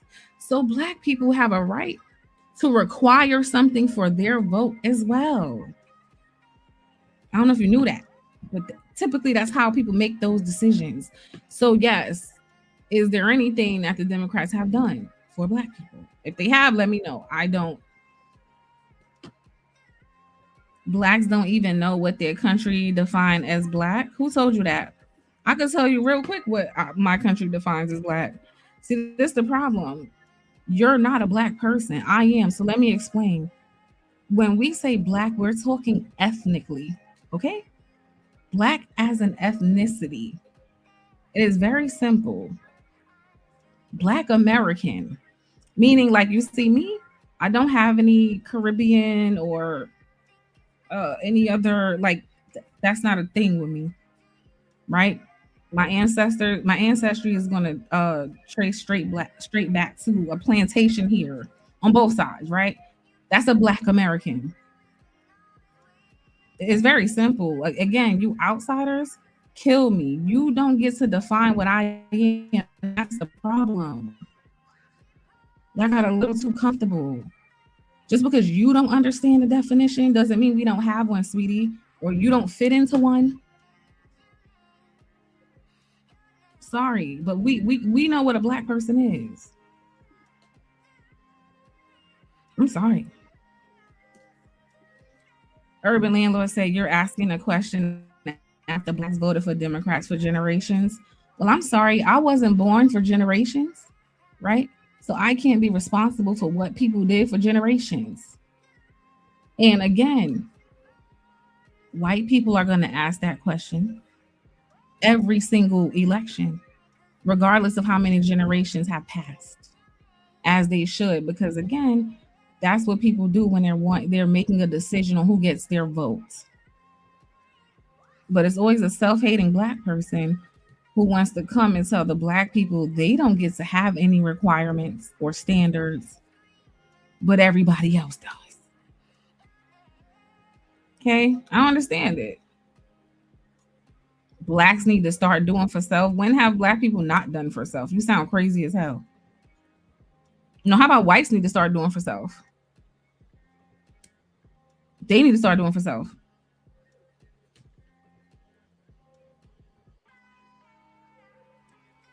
Thank you, HC Baldwin. If this is FBA already sponsors MAGA, too late. Show me who the sponsors are. And too late for what? What is it too late for? What happened? All I see is white people crying all over the place. What are you talking about? Oh, but you said Black people don't know how to define what Blackness is, but now you're referencing the FBA. Interesting. What's the FBA? Because, according to you, we don't know how to define Blackness. So what's the FBA, Nirvana? This is the thing about y'all MAGA people. Y'all always like not that bright, just dumb as fuck. Thank you, HT Boy1. This is the best response I've seen. He says, Venus, what I would like you to do is don't think about the people. Look into the party.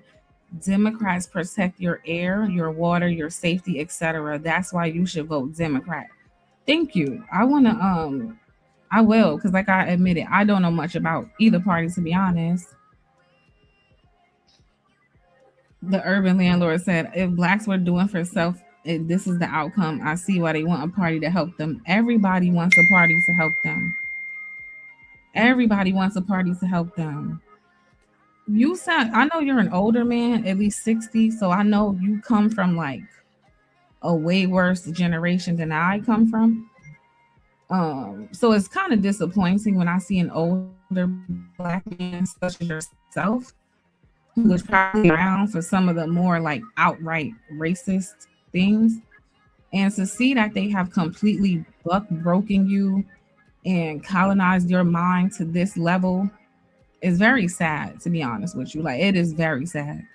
I ain't gonna lie to you.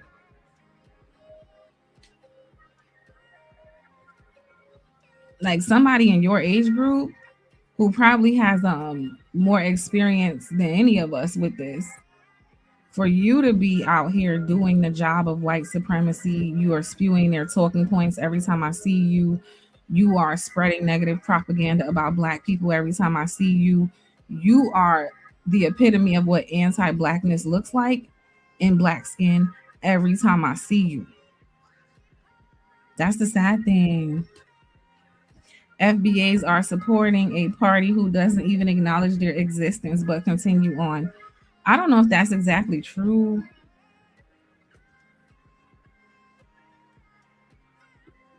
Because look at you, you're acknowledging their existence. And you're MAGA. See how that works, stupid? I didn't bring FBA into the conversation. You did.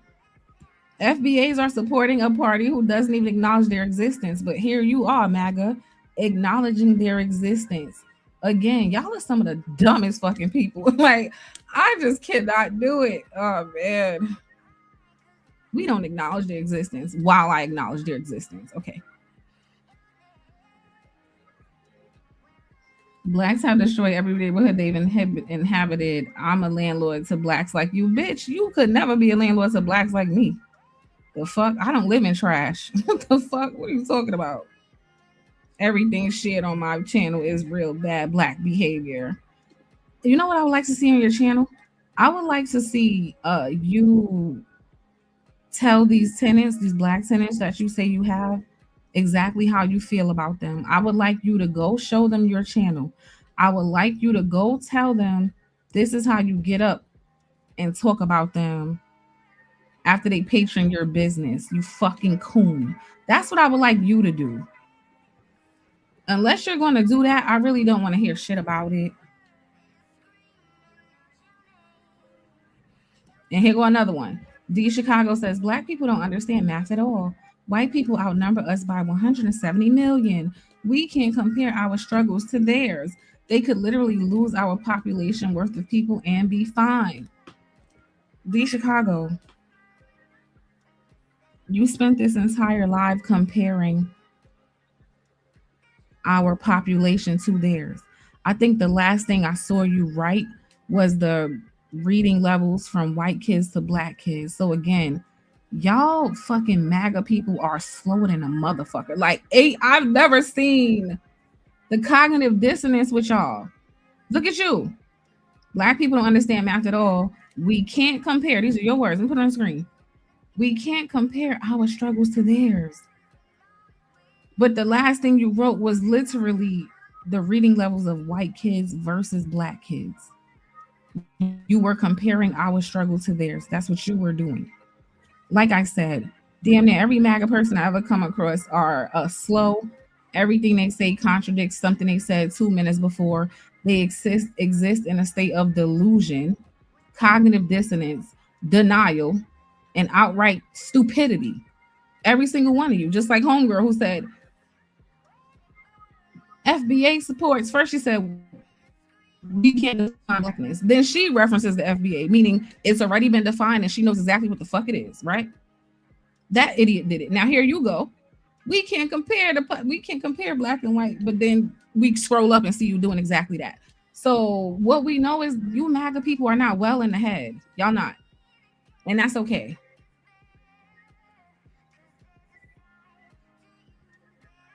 Damn, Theo said he cusses them out and he be putting all their business out there. That's crazy. And that's why I said he could never be a landlord to somebody like me. He out of his motherfucking mind. He is out of his mind. That's not even a thing. And he's talking bad about black people, but look at him. You know, I've never had a landlord curse me out or even yell at me or even disrespect me. And most people I know are going to tell you the same. But this coon is up here proudly telling y'all that he disrespects tenants. He doesn't even conduct himself well. See what I'm saying? But these are the people who are hypercritical of everybody else. And look at them. How many people in the chat could even say my landlord cursed me out or my landlord yelled at me or anything of the sort? 95% are going to say that never happens. But here goes a fucking coon doing it while talking about the decorum of black people. And look at his decorum. What the fuck? Jesus Christ.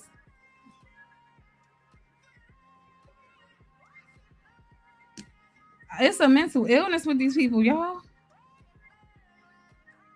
Magamon said he's a slumlord at best. Even the slumlords, because New York has plenty of them, they ain't stupid enough to sit in your face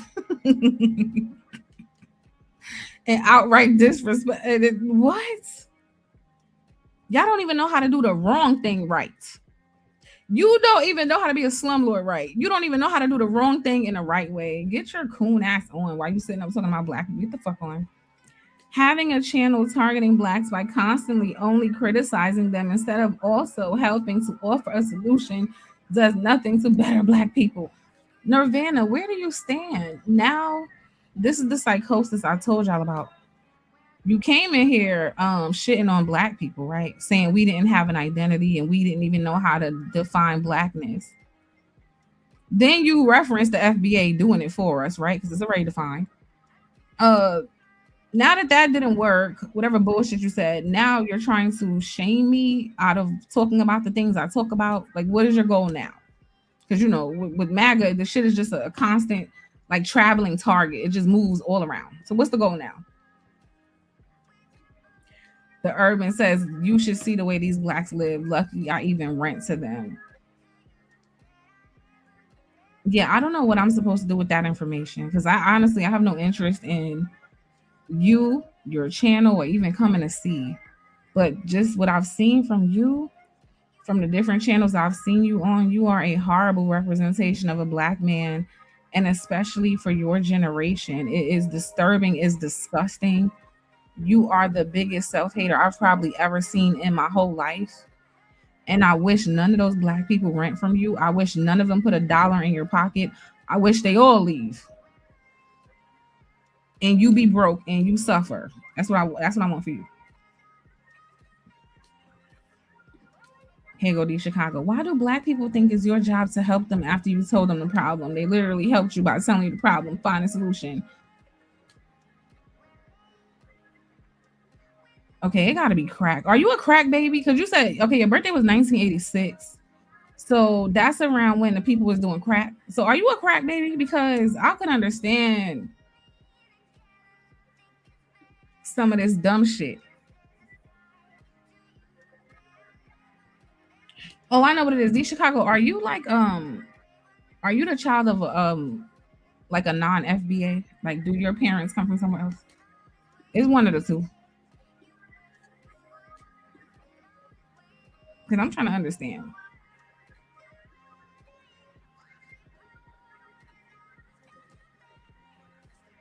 Right. HT, nobody's ever been cursed out by a landlord. So here we have a quote unquote elder, right? Who's talking, how black people conduct themselves so poorly. But he's up here admitting that he curses his tenants out. You see how he talks about them on the internet, tells their business, talks bad about them. But he's at the same time criticizing black people's behavior. But his behavior for a landlord is out of this world, because no one in this chat can even tell you my landlord curses me out, my landlord disrespects me, my landlord. So shit, like, that's not even a thing. But his black ass made it a thing while trying to put himself above other black people based on how he operates.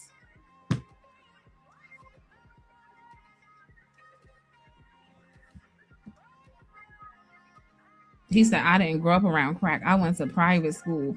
You need a refund, babe. You need a refund. You need a whole refund. Because what? Hi, Alexis. And Mill says he was born 2 years before my daughter. Damn. How old is he? Because he looks to me like he probably in the 60s. No, I can't do math. You're right. I can't do math. What else is new?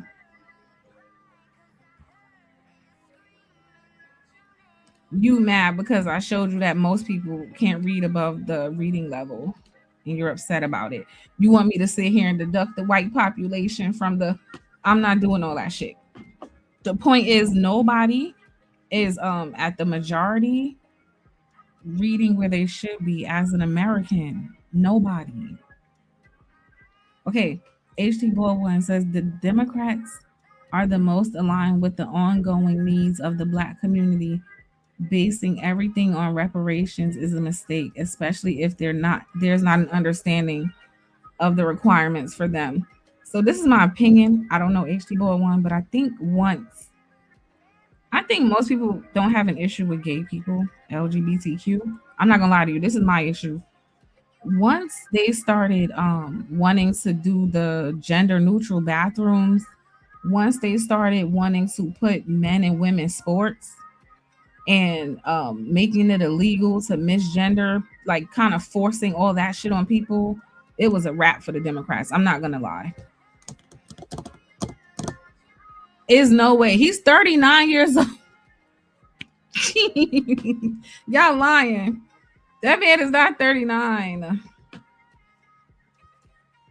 Chicago, I gave you the link. What are you afraid of? What are you scared of? You're the smart, you're the wise black man. You went to private school and I don't know how to do math. Okay, cool. Why didn't you come up and teach the class?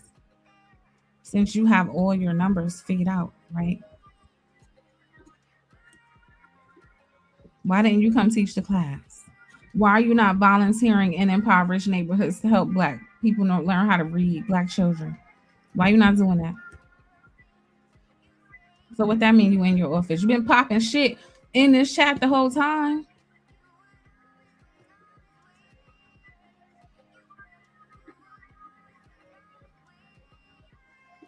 What you want to argue with me about the statistics?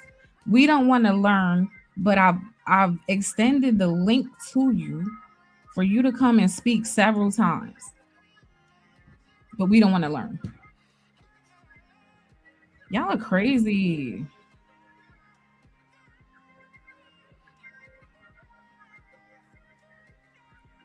I think you don't understand that I understand that black kids are doing the worst. I think that you don't understand that I understand. I'm not advocating for single moms to raise children. I think you don't understand that I understand. The point that I was making was most children who come from single homes are not criminals, are not failures, and are not just doing oh so bad in life. Okay? That was the point. It's very simple.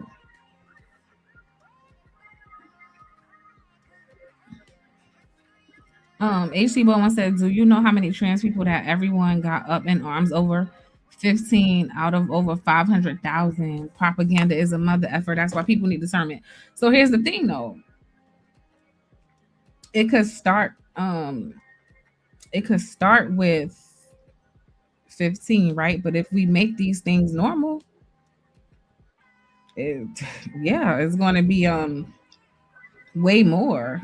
And that's the only thing I don't agree with the trans thing. I don't. I'm sorry. People call it homophobic, but I'm a woman for real. I know what a woman is. I don't appreciate being forced to call a man a woman. I don't. I'm not with that. They lost me with that.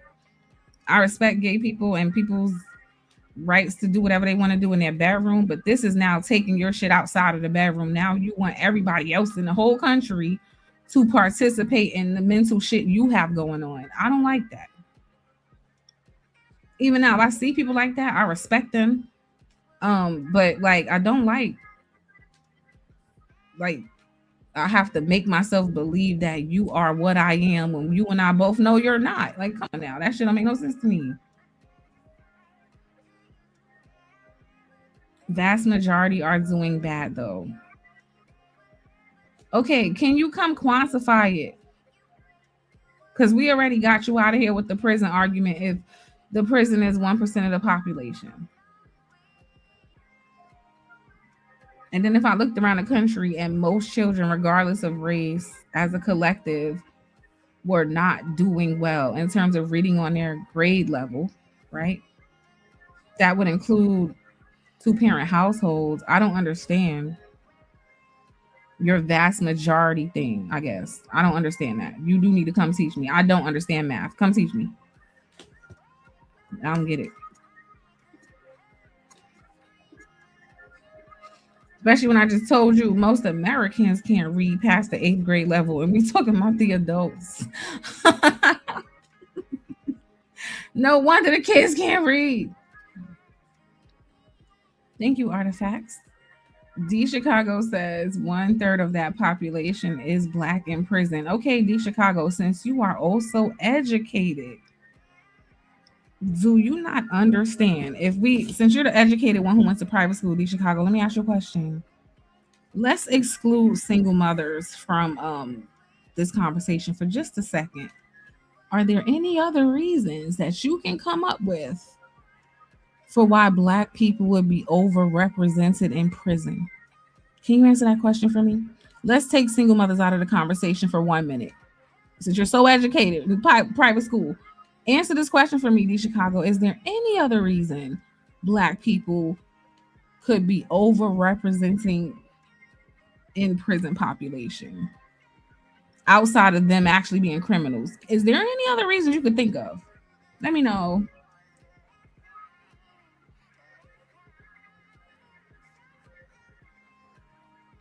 No, I'm leaving them out. I'm asking you to give me any other reasons that black people might overrepresent in prison. You're a smart man. You said you're educated. You said you went to private school.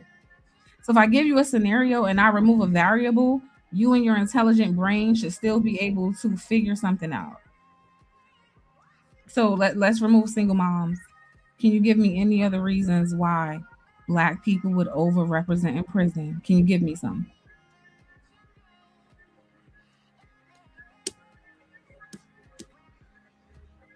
Okay. Now, because I said 1% isn't a big deal. That's what I'm saying about you also intelligent people. Yes, I removed an important variable on purpose. Now, can you answer the question? I did. I removed it on purpose. Can you give me any other reasons?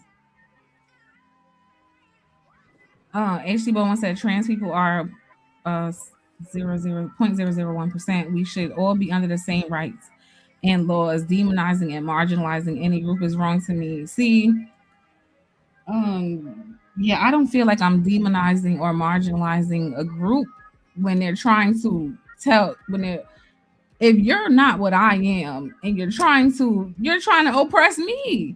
You're trying to force me to acknowledge you as a woman when I actually am a woman. Like when they make these arguments, are you considering the other side, right? Because now I could say you're doing it to me. I actually am a woman, a minority woman. I'm in my own marginalized group already, right? So now I have someone else coming in to force their way into my group and force me to address them as such, even though I know they're not. No, that's not cool either. I don't think that's violating someone's law. Because now you're violating my law. Why do I need to share a bathroom with people who have penises? You're violating my law now, right? I don't need to be in the locker room with people who have penises. I don't. Never had to before. Now I have to. So by you wanting to succumb to their rights, then now you want to violate mine. See how that works? No, I'm sorry. That's the one thing I'm never going for. Like I'm not with that trans stuff. No, I don't see how. There's no way for women to 100% get behind trans without actually imposing on their own rights. There's no way to do that. It's just no way, in my opinion.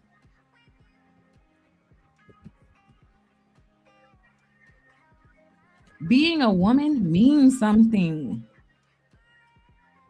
And people take pride in that. The same way being a man should mean something. And people take pride in that too. I would say the same thing to a woman. It is not right for a woman. To wake up today and decide that she's a man. Fine, she could decide that. But now she wants to impose herself in their locker rooms, impose herself into their sports, impose herself into everything that men do. No, I don't think that shit is fair either. I don't.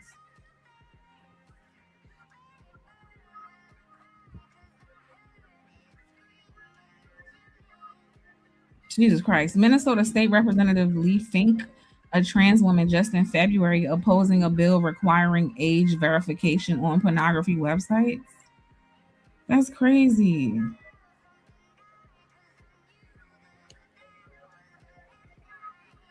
Megabon said, trust Chicago 1986 will not hit the link in the debate you. That's fine. Do I have a problem with a neutral bathroom? Yeah, hell yeah. I don't like that. I don't mind a neutral bathroom that has the one that we could go one at a time. But I don't want to be in the bathroom with men. Hell no, ever. I don't like. I don't think men understand. And HD Boy One, I know you're gay, but you're still a man.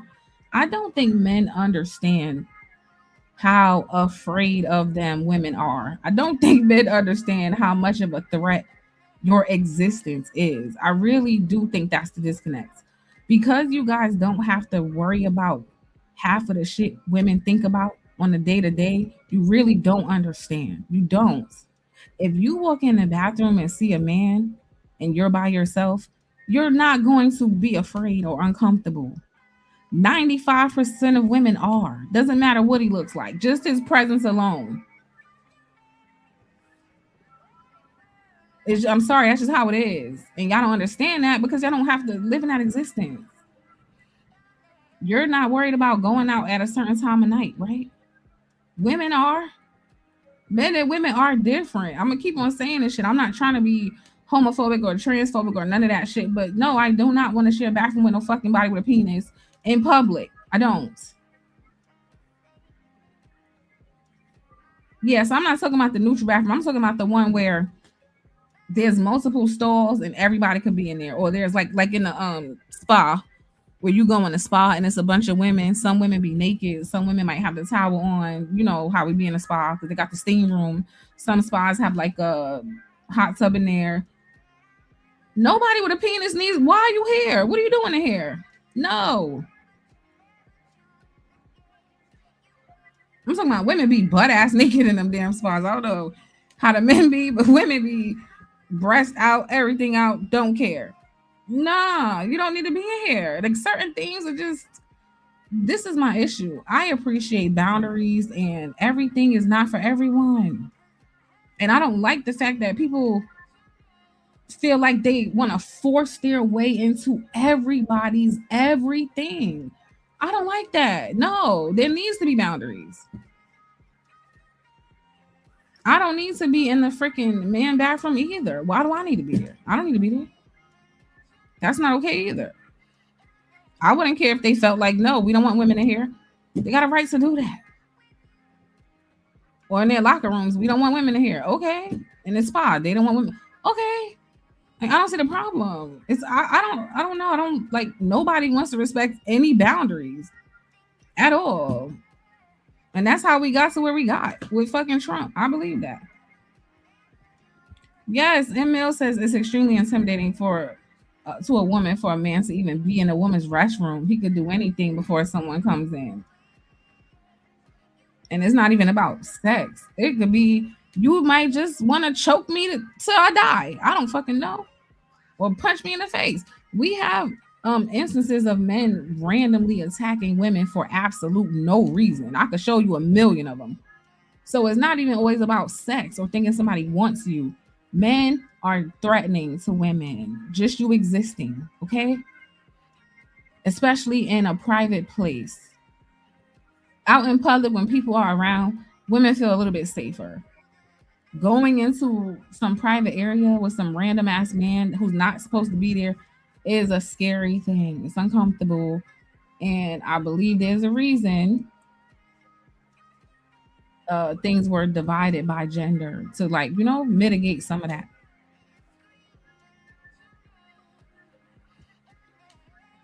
Okay, HD Boy One. He says propaganda has a lot of people looking at shit wrongly. I'm saying just know exactly what's going on. Don't buy into propaganda so easily. That's my point. Now, I'm gonna take your advice because I want us to look into the Democrats with an open, honest perspective, right? So I'm gonna take your advice. I was just telling you I don't know much about the Democrats, but one thing I know for sure that I had an issue with was that trans stuff. For real.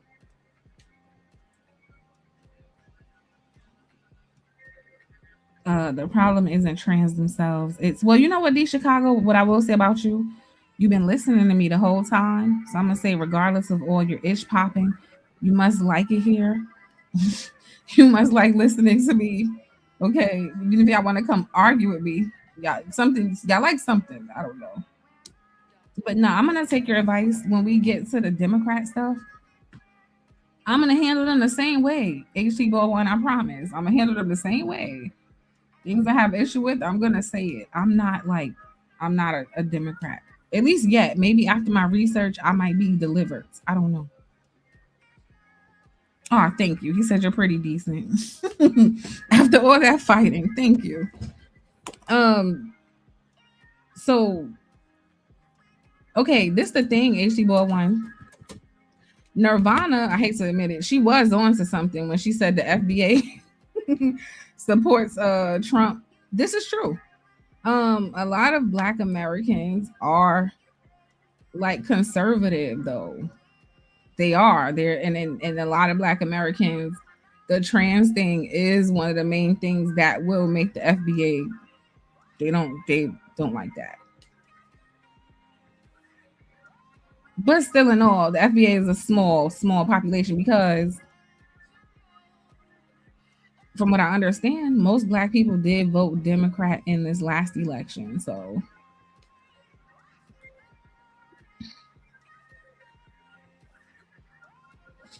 go to a party at Rain. Why are you guys not supporting my show? I don't have super chats, I don't have cash apps, and I've been like entertaining y'all. Y'all need to support my show so that I could keep coming back in the morning.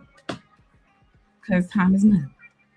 I can't come every morning, but I could come Wednesday, Thursday, and Saturday mornings for sure. I'm gonna try to come. There's a group of trannies. What? I don't think you should say tranny. That's derogatory, right, HT Bubble?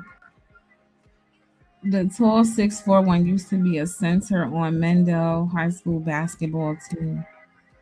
Did you see that? HT Bowman, did you see that? I think it was a UFC or boxing or something where they actually let a trans person, a man who he went to womanhood and started competing and like basically beat the brakes off this woman. Did y'all see that? And so I started to think, when some of these men transition over into being women, quote unquote women, the first thing they want to do is like compete with women on all levels, right? Even you ever seen like what was Magic Johnson's son saying last week or the other week? I only date straight men, right? That is a delusion. But think about that. Why would a gay man say he only dates straight men? He thinks he's a woman in his mind. That's what he thinks. That's the only reason that would make sense to him. Because if you have a penis and he has a penis, nobody's straight, right? But you got gay men saying, I only date straight men. They have convinced themselves that they are equal to women and they want us to agree. And I'm sorry, I can't do it. I'm sorry. That doesn't make sense.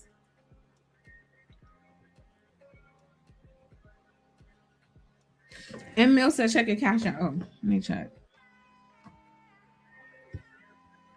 Now, I don't want to get canceled for my opinions, but thank you, M. Mills, for the cash app. I appreciate you, love. But like, we're going to really talk about that. That's how I feel about that. Like that, the first thing you want to do is hop into women's sports when you know genetically, right? So, and this is why gender does matter, because being a man does mean something. Same way being a woman means something. So genetically, you are my superior. Most of the time, if you're a man, genetically, you are my superior.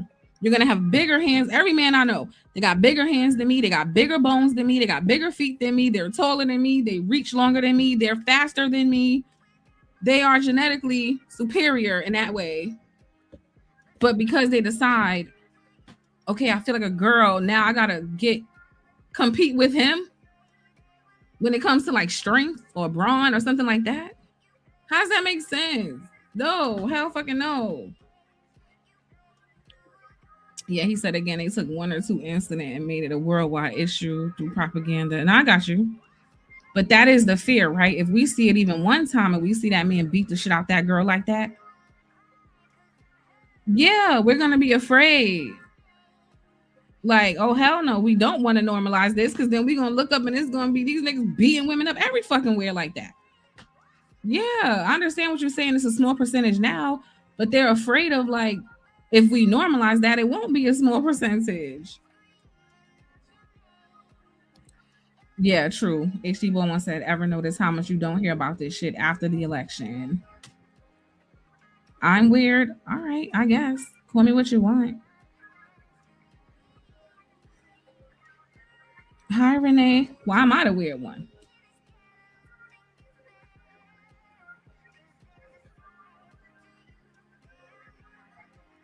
Oh, T.O. said you don't hear about it because Trump reversed it. Like, and I ain't gonna lie to you, HD Boy one. A lot of gay people ain't gonna like what I'm about to say, but this is why it's dangerous too. You know how quick gay men are to threaten to put their hands on women?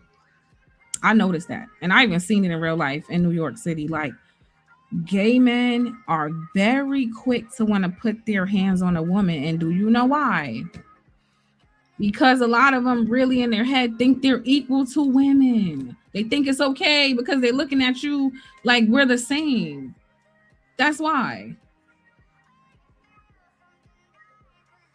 I seen a nigga try to fight Tasha K on a damn show because she wouldn't address him as a girl or some shit. They be quick.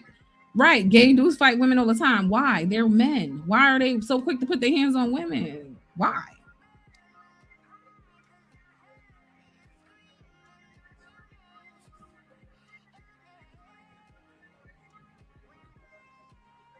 You still can like really hurt somebody if you hit them with them big ass hands, with them big ass bones, and the fucking muscles that you have. It's not going to be like two women fighting. It's not.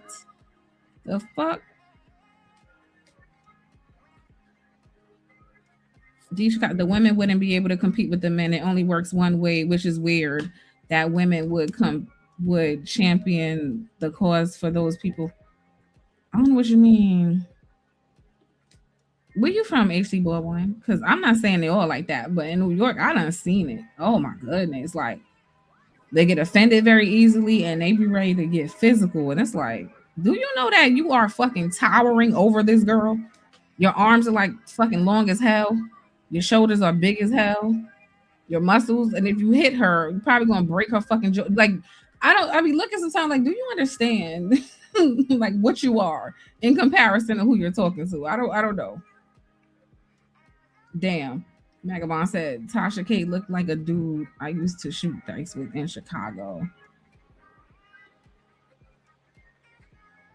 So I don't know. This is always a weird conversation, HT Blowing, because I feel like I'm gonna offend somebody, and I'm really not trying to, but I don't know. Like, I've always known gay people my whole life. My godfather was a gay man. I loved him. His name was Ben. He was everything. He was my mother's best friend. I don't have no problem with gay people. I don't. But the trans thing is, I just can't. I'm sorry, I really can't. And the funny thing is, I used to really be all for it, but it's like the more I start to really understand things, I'm not really in support of that anymore.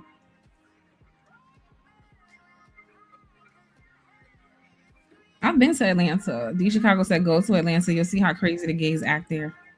I've been to Atlanta. I guess I don't really. I seen them at the hotel. I seen them at the airport. Like I seen them at restaurants, but I guess I wasn't anywhere where they would be like just to be there. So I don't know.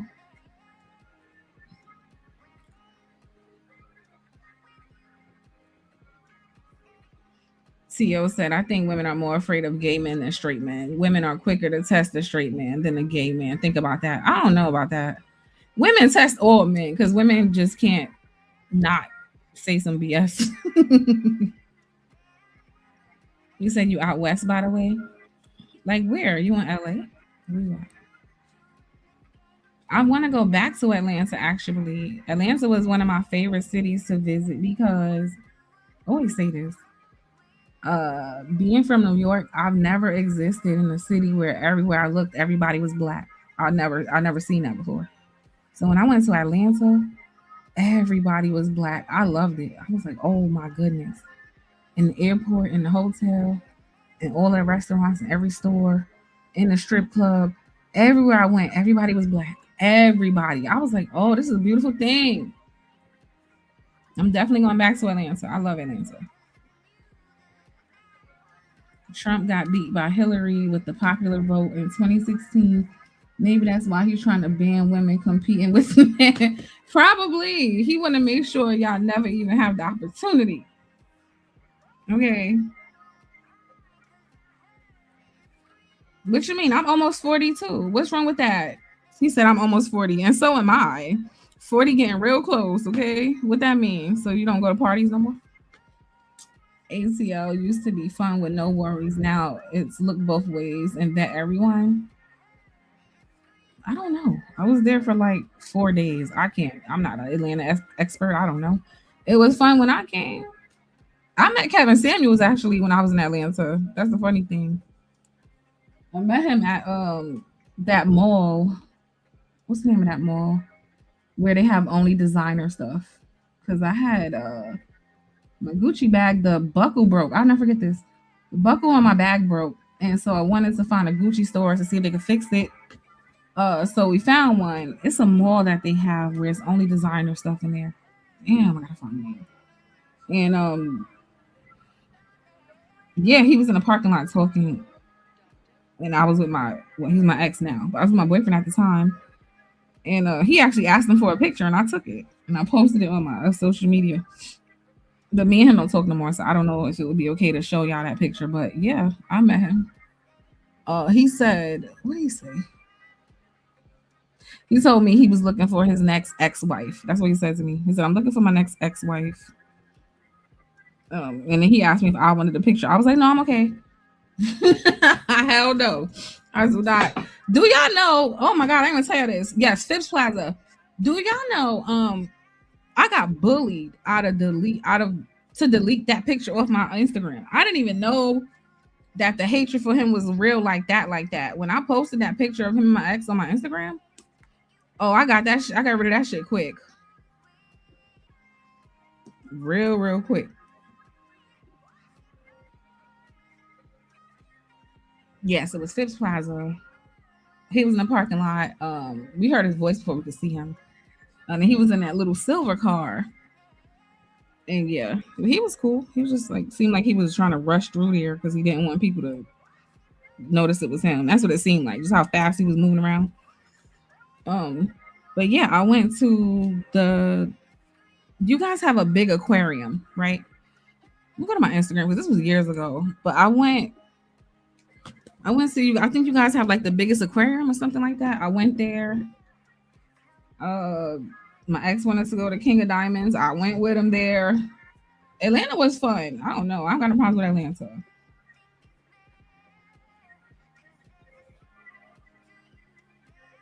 Yes, it's called the Georgia Aquarium in Atlanta. I went there.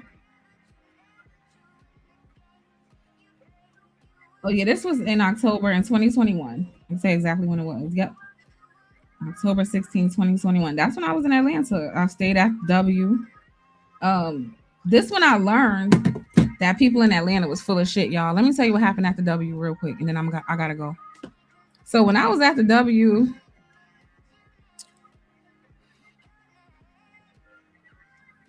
when you go into the W hotel, because we were trying to be fancy, we flew first class. We stayed at the W. We wanted to experience all these things, right? I'm gonna tell you this: first class is very overrated, in my opinion, because I flew first class on Delta. That shit was not. I didn't see the big deal. I had a little more leg room, but okay, it wasn't to me worth all the extra money. So we flew first class there. We stayed at the W hotel, which again was okay. It wasn't. I mean, the spa was cool, but whatever. So when you come into the W, right, there's this wall and a big W on it, and like the lobby is nice and everything. So me and my ex are standing out there waiting for them to bring our rental around, right? And we see a whole bunch of people, a bunch of gay men, right, coming in the hotel at one time. So I'm just in my mind thinking like, oh, okay, they're about to check in. One of them stood back, pulled out his phone, and started recording, and then they all walked right back out walking past the W sign. And that, I ain't gonna lie, that's the first time I realized in 2021 that a lot of shit that I see on the internet is fake. Because none of these people were staying at this hotel, but they came there specifically to look like they were exiting this hotel and posted online. And that's when I was like, oh shit. I didn't even know people did stuff like that until that day.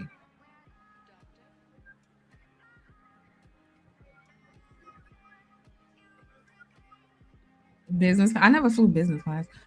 Business class feels just as good as first class and it costs less. Yeah, I was not impressed with that damn first class. I was kind of annoyed. I guess I just wanted to know what it's like. You ever do stuff because you just want to know what it's like? I feel like I'll stay at the W and pay all the extra money, and the W was not all that fancy. The only thing that was great was their spa, to be honest. You said the W is ghetto? The street Regis is the truth? Well, I don't know. This was in 2021. I thought it was cool. I wanted to stay there. What's the Regis? Let me look them up. The Regis. In Atlanta? Put the Regis in Atlanta. Let me see. It says this is in, it's a 5-star luxury hotel in Buckhead. Okay. Is Buckhead far from everything? What y'all arguing about? Jay Villa said the most of the internet is fake. I ain't gonna lie. I didn't know that though until I really I never seen nobody do nothing like that. Like they all, well, it was a lot of them, so it catches your attention, you know. And it was all looking nice, dressed nice, everything. So I'm like, okay, so we just standing there waiting for the car to come around. And then I just see them walking right back out, and I see somebody recording. I said, oh hell, fucking. And then after that, they just kept on walking, like never, like just wherever they was going, they just went. I said, ain't no way. Davey, are you from Atlanta? Because I'm going back. Let me tell y'all when I really want to go back, okay? Chris Brown and Usher are going on tour, and they do not, from what I can see, have any New York dates, okay?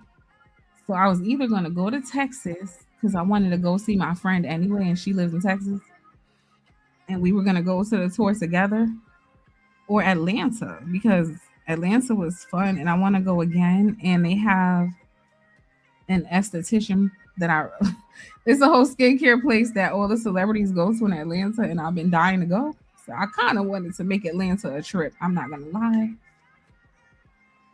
lie. Oh, the Phipps Plaza was in Buckhead. Mm-hmm. So yeah, I didn't have a problem with Atlanta, but I knew I didn't want to move there because that's also why I went. I was trying to scope it out before I moved to North Carolina. I had visited a few cities to kind of see, and I knew I didn't want to live there because I was like, as fun as it was giving me New York vibes, and the goal was to get away from the New York vibes. Like, so I'm like, oh, this is fun, but I don't know if I want to live here. Because even some of the residents was telling me at that time, carjacking was like at an all-time high. An all-time high. I'm like, damn. This girl was telling me this story about how she went into the mall and somehow they stole her car and got it to move, which shouldn't happen when you have a key fob. But they only got it to move like a block or two, so she ended up finding the car like 2 blocks away. But it's like, then everybody I met at the time was telling me their car got broken into or got stolen. So I was like, oh hell no, I don't want to move here.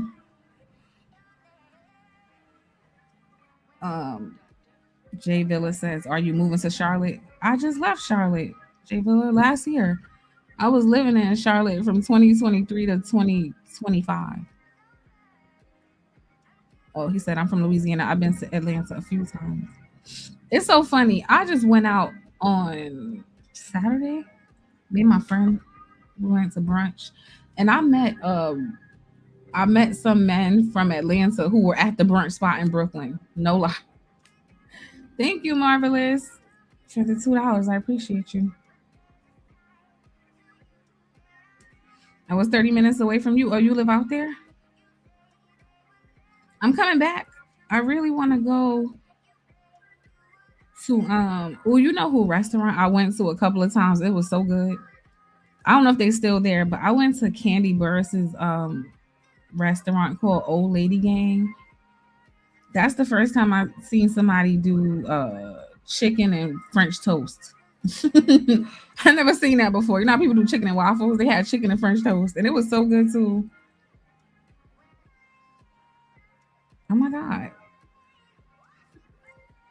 Mega Band says Atlanta is ghetto. I don't go there to shop. I drive through Atlanta to hit Dobbins Air Force Base. I don't know. I guess because, I'm going to always have the tourist perspective. So that's like me. I might say New York is ghetto, right? But somebody who came here for 5 days and had the time of their life is just going to have a very different view. So to me, Atlanta was not ghetto. It was so fun. And I want to come back. I can't wait. Hi, Sherelle. Sherelle, do you want to go to Atlanta? We should go to Atlanta.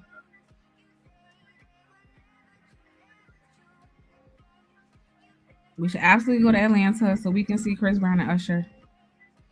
And we could just run around and see all the black people.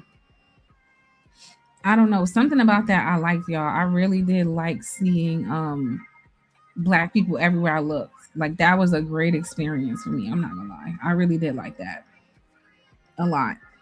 Sherelle said, yeah, she loved Atlanta. Okay. I'm gonna look at the dates. I'm dead ass serious. I want to go see Chris Brown and Usher out there. Because they're not coming to New York from what I've seen. I need to double check, but I looked.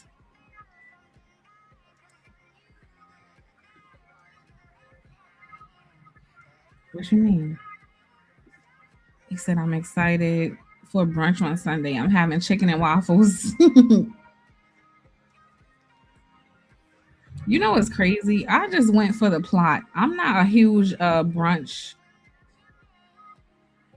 person. Where was I in Charlotte? I lived in University. Y'all know where University is? That's where the college was. Yeah, my place was very, very nice.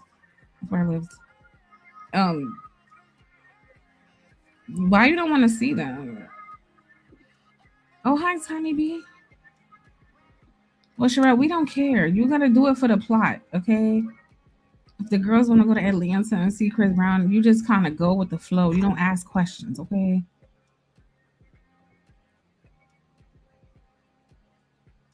Oh, wow. Look at y'all. Y'all was 2 against me. Now y'all fighting each other. Nobody. Tommy B, where have you been? You don't gotta listen to Chris Brown. Just have to come see Chris Brown. I promise you, there were people at that concert who didn't know him and they were still having fun. Like, you could tell, like, some of the guys that were there with, women, sometimes, like, right in front of us, it was like this super corporate looking white man and his little black girlfriend together. And she was losing her damn mind. She knew every song. He didn't know anything, but oh man, he was looking around. He was still having fun, but you could tell he wasn't familiar with the music like that. Oh man. He said, I knew I saw you on Try On with a bonnet on.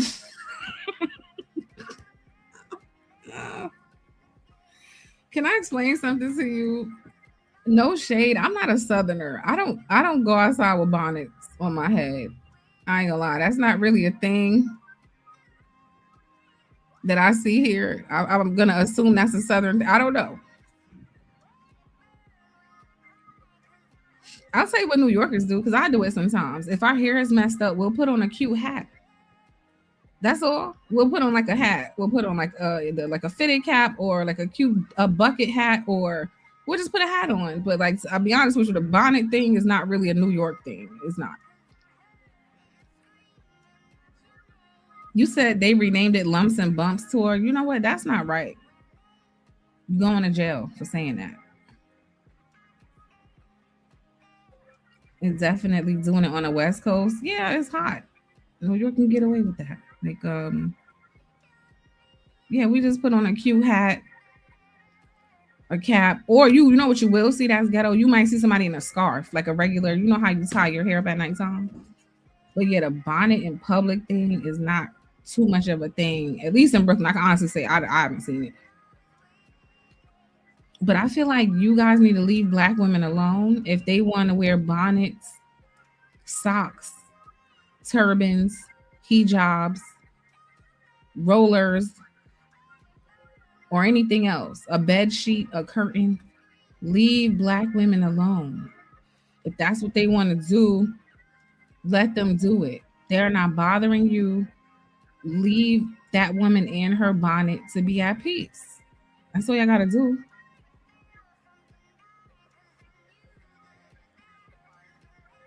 Venus used to be in press box twerking. What's press box? Oh my God, Wall Street Willie, you're from Charlotte?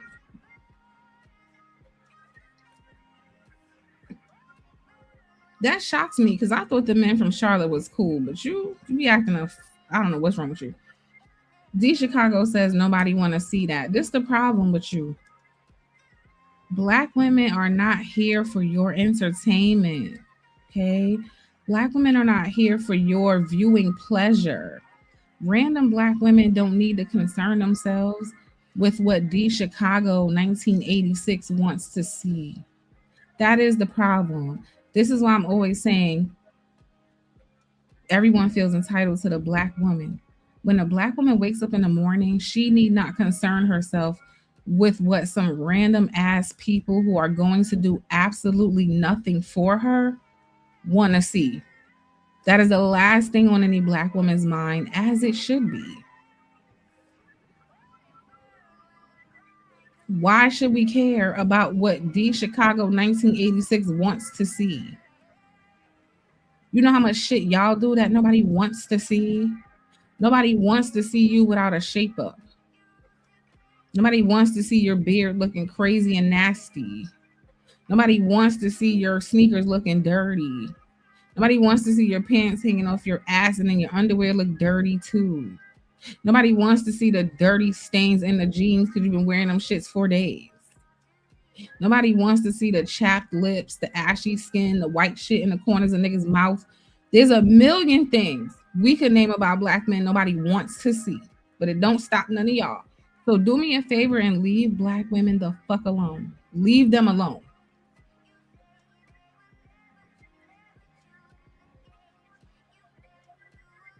Y'all got enough problems in your own group about how people coming outside before you want to reach over and look at anybody else. Look at yourself, okay? You're killing me with that shit.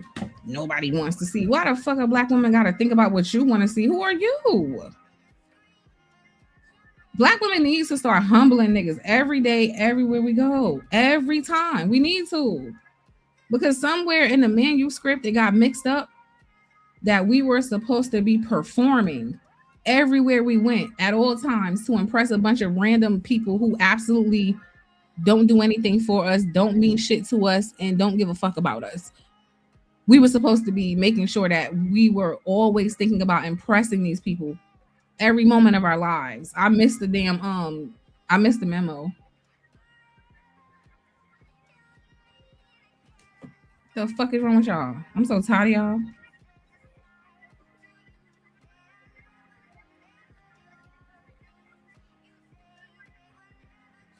Teal said the erectile dysfunction got them feeling moody. I guess I was tired of that. White women wearing bonnets in the airport. What is the fucking airport? Last time I checked. Okay. Is she hurting somebody? Is she a fucking bomb threat? Is she a terrorist right now? Are your kids not going to eat today because of her bonnet? Are you not going to get paid? Are you like, what the fuck? Y'all really worry too much about black women. Y'all worship black women and don't even know it. Everywhere you go, every day, your concern is what black woman got on her head, what she wearing, what's on her nails, what her lashes, oh, her makeup, oh, her body, oh, her this, oh, she a single mom. Black women are like superior to all of y'all. That's why all you do is worry about what black women got going on. I promise. Damn, Tommy B said this conversation was so cool. Then one of them niggas showed up. My bad. Let me leave it alone then. Let me leave it alone. Leave it alone. D Chicago said it's also the pajamas with the bonnets in the airport. It was too much. Here's the thing. Hi, Red Scholar. I'm not a fan of the bonnets and the pajamas and all that. I'll be honest with you. I'm not a fan of it either. But I don't feel like I have a right to go, and I'm a black woman. I don't feel like I have a right to go tell a random black woman what to do. That'd be my thing. Like, where do y'all get off? I'm a black woman and I don't feel like I could do that. What the fuck? But anyway, I'm gonna leave it alone. Tommy B said, y'all made me go left. We was in a good place. Leave it alone. But yeah, so actually, the next state I want to go to is DC. 3 states. I want to go to DC. I'm gonna do that real soon.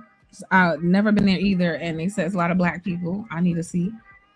Anywhere there's a lot of black people, I want to go real quick. I need to see something. So DC, especially because from New York, I was looking. If I don't want to drive, there's a train I could take that's very cheap that will take me all the way to DC from New York. I love that. I want to really take that whole train ride and do that whole thing. Because I seen they were having like some black art gala experience where I think it's all black men. I think it's called the Black Boy Art Show or something. And they have it in DC sometimes. I was going to make it a whole thing. So I want to go to DC. I want to go to Texas. I've never been to Texas. I'm kind of afraid because I don't like severe heat. So I don't know. But I want to go there because my homegirl's there and I told her I was going to come visit her. And I want to go back to Atlanta and New Orleans. I've been dying. I've never been to New Orleans. I think this is the year where I'm going to take all domestic trips. Like it's a bunch of cities that I would love to visit. Oh, Tommy said Chris Rock took that train in that movie. You said DC used to be called Dark County. White people going racist some shit up. Yeah, Tommy B. You know, it's funny. I wish I could get my friend. She might be in the chat. I told her I'm going to come in the fall because I don't have a death wish. I'm not coming to Texas in the summer. I'm not doing that. I'm not doing it. Hell no. She was in here earlier. It said Texas is overrated. New Orleans is the shit. I don't know. Well, I've never been to either one. So I got to remember that. Which I might feel like it's overrated or it's corny or it's ghetto, like somebody was saying earlier. I've never been there, so I want to see for myself and I want to have fun. I don't think it's going to be corny. Ask the average New Yorker if they give a F about the stuff in Manhattan or New York. They're going to tell you no. But if we go to Times Square right now, there's people from all over the planet. The planet. Okay? Not just the country, the planet who can't wait to come to New York. Right? So think about that. For us, it's regular shit. For a whole bunch of other people, they can't wait to come. The things we take for granted, other people can't wait. Yeah, I'm going to Texas in the fall time. I do not want to die of a heat stroke. No, thank you. That was one of my main issues with the South. That's why I really think I don't belong there. I don't do well in extreme heat, guys. I really don't. Even when I was in North Carolina, from driving, my arm was getting like really bad eczema. My whole arm was a whole different color than me. I was having really bad breakouts from I don't know, maybe I lived in like New York most of my life. That sun is not for me. It really is not. You said definitely leave Manhattan if you visit. Yeah, the tourists be in Brooklyn. We be running into them. They really be everywhere. That brunch I went to was in Brooklyn. They be finding all type of stuff to do out here. And the tourists be gangster too. Like they don't care. They go anywhere in New York. Sometimes they be having no idea. Like you probably shouldn't be going that way, but okay. They do not care. But I think it's for the most part, nobody bothers tourists. For real, for real. As long as they don't bother anybody, nobody bothers them. What does pink skin mean? I like it in Georgia. I'm not pink skin here.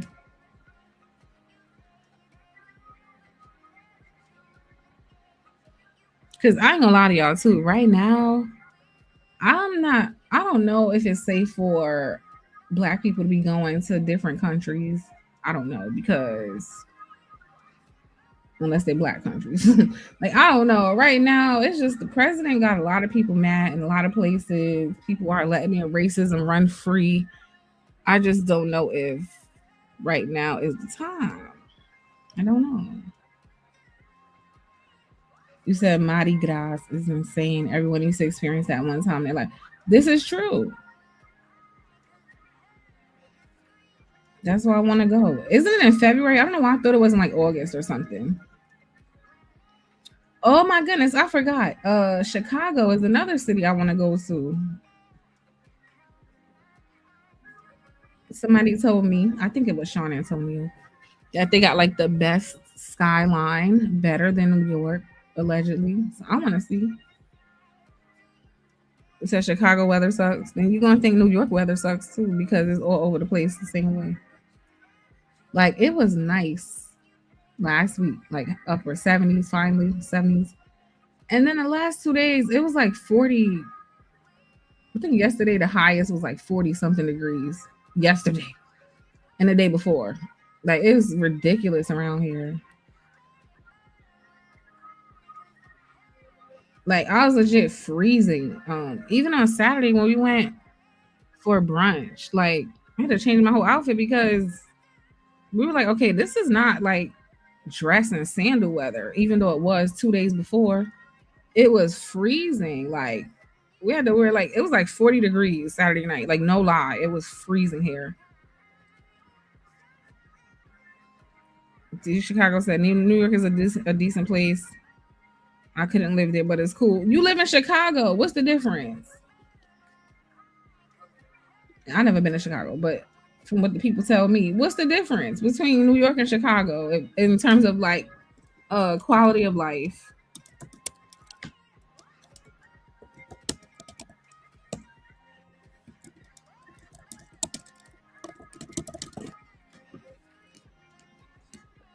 I just went to look at the average price of an apartment in Chicago. Let's see.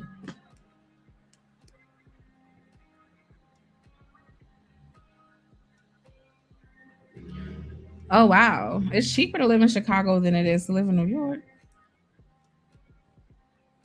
Kind of. Okay, you can still find cheaper things. Yeah, kind of close to what it costs, but then I see like some very reasonably priced places as well. Where in New York, ain't no reason to be. There are no reasonably priced places, okay? Unless you want to be in the hood, and I'm not doing that shit, okay? Okay, I could live in Chicago, you know? Chicago still has studios for $1,000. That is unheard of in New York. You would never.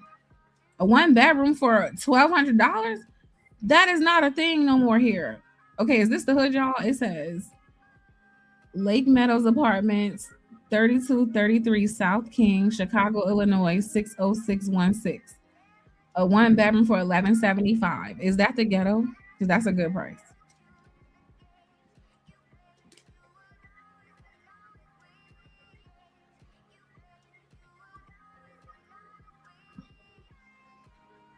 Another one, 4901 South Drexel Boulevard, Chicago, Illinois, 60615. Okay, yeah. $1,800 for a one bedroom. You know what's crazy? That's still cheaper than New York. And that's sad. 853 West Blackhawk Street, Chicago, Illinois, 60642. $1,223 for a one bedroom. $3,685 for two bedroom. Okay, so they're similar to New York, but they're not, because the lower end that you guys are offering, you will not find those prices in New York at all.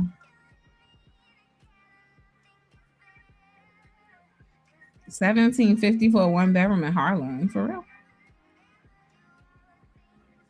That's still that's not really like great. Like that's not.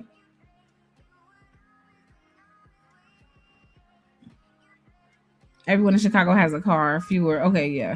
You don't want to live in a reasonably look. See, you don't want to live in a reasonably priced place in Chicago. I said, "Is that the ghetto?" He said, "Yup." Laughing my. They said Lake Meadows is the ghetto. Oh shit. Jay Villa says, I've been to 45 states, and the worst states are California, New York, Pennsylvania, South Dakota, Indiana, Mississippi, and Florida. Oh my God, y'all. Somebody invited me. So my birthday is in 3 weeks. Okay. And, there's a kind gentleman in my life. He wants to go to Mississippi for some resort. I'm like, I had to explain to him, I have been traumatized my entire life by the film industry on Mississippi, because every time I seen a slave movie, Mississippi was always made known to be the worst, most violent, worst place for slavery. And I don't know, something about seeing that my whole life, I really am terrified of Mississippi. I don't ever want to go there. I don't ever want to go. I don't want to go. Hell no. No. Damn, Jay Villa said New York is one of the worst states. Damn. I don't know. I can't never feel like that, because it's so much culture here. It's so much to do. It's so much variety. You know, one thing that pissed me off in North Carolina? I was like, where are the people? Like, all I see is black people and white people, and that's boring as hell. Where are other people at? I want to go to the bodega and argue with the man, okay? I want to go to the Jamaican restaurant. They did have a couple of Jamaican restaurants, but it wasn't like the ones here, so I didn't like that either.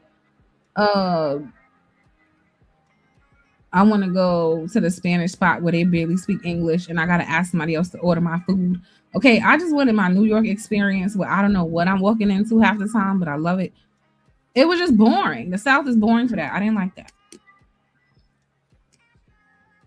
You said I'm be living next to some BDs. They're going to protect me, Tommy. What you talking about?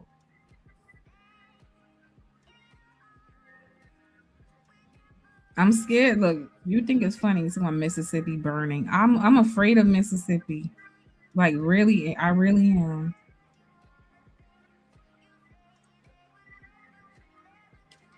And the A train, New Yorkers do save a lot not having to pay for gas.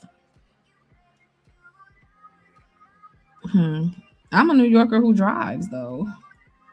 What you mean?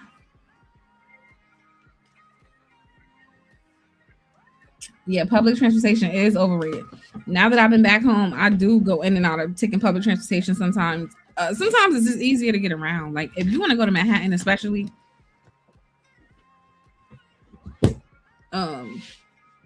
most people are not driving to Manhattan if you live in Brooklyn. I mean, I would do it on a Sunday. I have. Other than that, I'm not doing that. The fuck? I'm getting on the train for $2.75 and I'm gonna be there in 20 minutes. I'm not driving for 45 minutes just to get somewhere where I gotta pay $30 an hour to park my car. Like, no, hell no. I'm getting right on the train. You got me messed up. Because when you go to the city, there's nowhere to even park. Nowhere to park. Most of Manhattan is full of businesses and tourists. Okay, so what, like, you know where to park? And I'm talking about Manhattan, like, where anybody would be going anyway, like the business parts. You said the only people that drive in New York are dope boys and CEOs. Yeah, that's not true. Not in New York. We've got the greatest mass transit, and that transit is trash too. The hell? I grew up on mass transit. I guess once you get a car and you haven't been on it in years and you return to it, I'll be like, oh, traumatized on the damn train. Okay. But it is convenient. Like I said, if you're going to Manhattan People do it, but I'm not doing it. I'm no circling for a damn parking spot forever. Then you got the buses. So, and now New York wants some other shit. Let me tell you what they did. They have cameras in the bus lanes now. So even if you in the bus lane for too long, oh, you're getting a ticket, whether you got pulled over or not, because now the bus lanes they made these lanes specifically for the public transportation buses, y'all. So most streets have its own lane for buses that you really can't be in until after 7 p.m. Right? It's from 7 a.m. to 7 p.m. only, bus lane only for the public transit, right? So you already get in trouble for being in that lane. Sometimes you can get away with it. You can only go in there to turn. Now they done put cameras, so if they catch your ass in the bus lane, you're gonna get a ticket in the mail. It's like too much going on. I'm so tired of them. I swear. You say you take the train to Chicago? Okay, Megamon says 30 minutes outside of Atlanta works for me. 1860 mortgage, house sitting on 17,500 square feet of land, and I've downsized because I'm a single nester. So you live by yourself?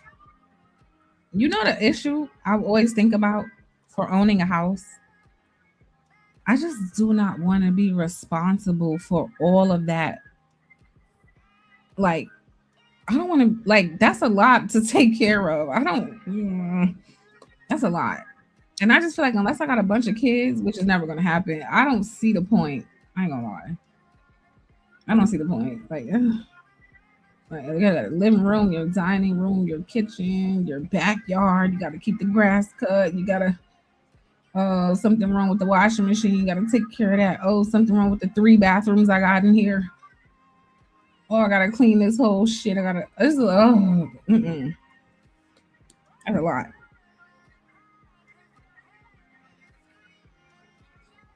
There's too much going on.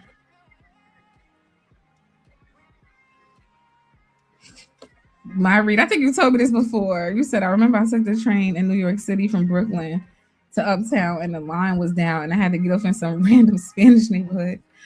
That neighborhood was probably called Bushwick. If you said you were in Brooklyn. Yeah, Bushwick is where so if you're not from New York, you probably don't know this, but New York is kind of, as much as it's mixed in, it is very much segregated at the same time, right? There are certain neighborhoods where it's all Spanish people and they speak Spanish, and some of them don't even speak English. Like those neighborhoods exist. There's absolutely Italian neighborhoods. There's absolutely little hat neighborhoods. Now there's Caribbean neighborhoods, right? Like New York is mixed, but it's kind of not. It's strange. It's hard to explain. You said drop the link, but actually I'm about to end the show, Wall Street. I will drop it for you next time. Well, I'm gonna move to Chicago with the BDs. You know what I'm saying? They got the affordable apartments. No, I can't do that. I can't even like just think about.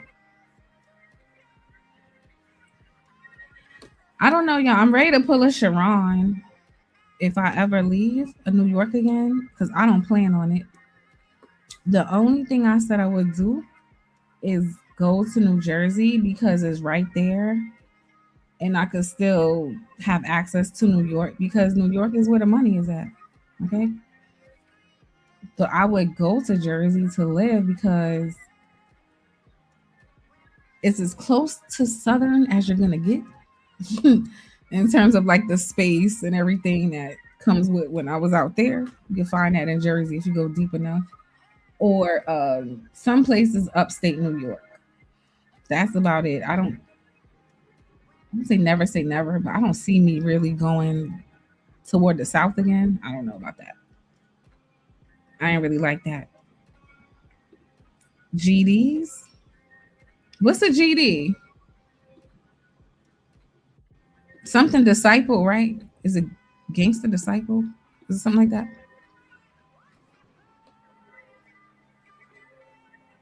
Damn, Jay Villa said I was born in Patterson, New Jersey, and that shit is hell. What about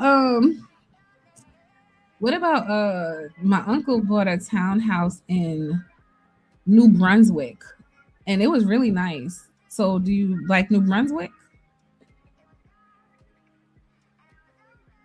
Jay Villa, you don't like nowhere though. You're a tough person to ask. You said you hate my city. You hate all the cities. You hate your city.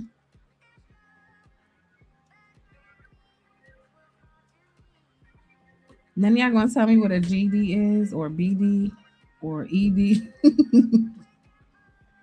It's something disciple. I know that. But yeah, they brought. Okay, he said it's nice over there. Yeah, so my uncle and his wife brought a townhouse in New Brunswick, and it was very nice. It looked like something off of TV. Like I always told him that where my uncle lives, it looks like that show Desperate Housewives. Like how all of the houses on the block are perfect, and they all look alike, and that's how it looks when we go to my uncle's house. I love going to his house. They got the pool and everything. They got the so that's why I was like, oh, well, when I want to leave New York again, I'll just move up there by my uncle because it's very nice in New Brunswick from what I've seen. And his wife was still working in New York for the Department of Education. So she would, okay, so from New Brunswick, she would drive her car to I think the Metro North or the Path, I don't remember. And then she'll park it there. And then she'll take the train out here and go to Brooklyn and work. So it's a little bit of a, the traveling is a lot, but there's a lot of people who live all the way out there and that nice shit, and they just come to New York for the money. And so that's what I said I was gonna do. Okay, you want to have access to the money in New York, but you don't have to live in New York, okay? Because it's ghetto. And then when you go out there, it looks like something off of the set of Desperate Housewives. It was like everything was perfect, like the whole neighborhood. They had basketball court, pool, like all these different things. And they're a little older. So it seemed like a lot of people in that community were older people as well. But it was very nice. It was cool. All the houses came with like, I don't know, these grills in the back that was already there and all this stuff. Yes, gangster disciple. So I'm going to go hang out with the GDs, in Chicago. You're going to accept me?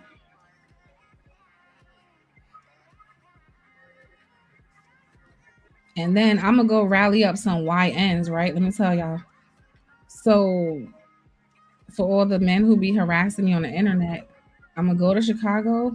I'm going to get in good with the GDs, okay? And then I'm going to bring them back and I'm going to unleash them on my ops, okay? That's what I'm going to do.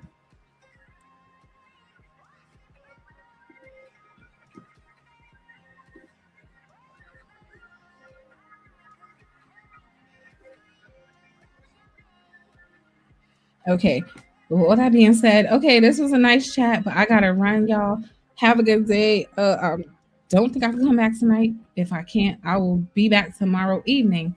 Later.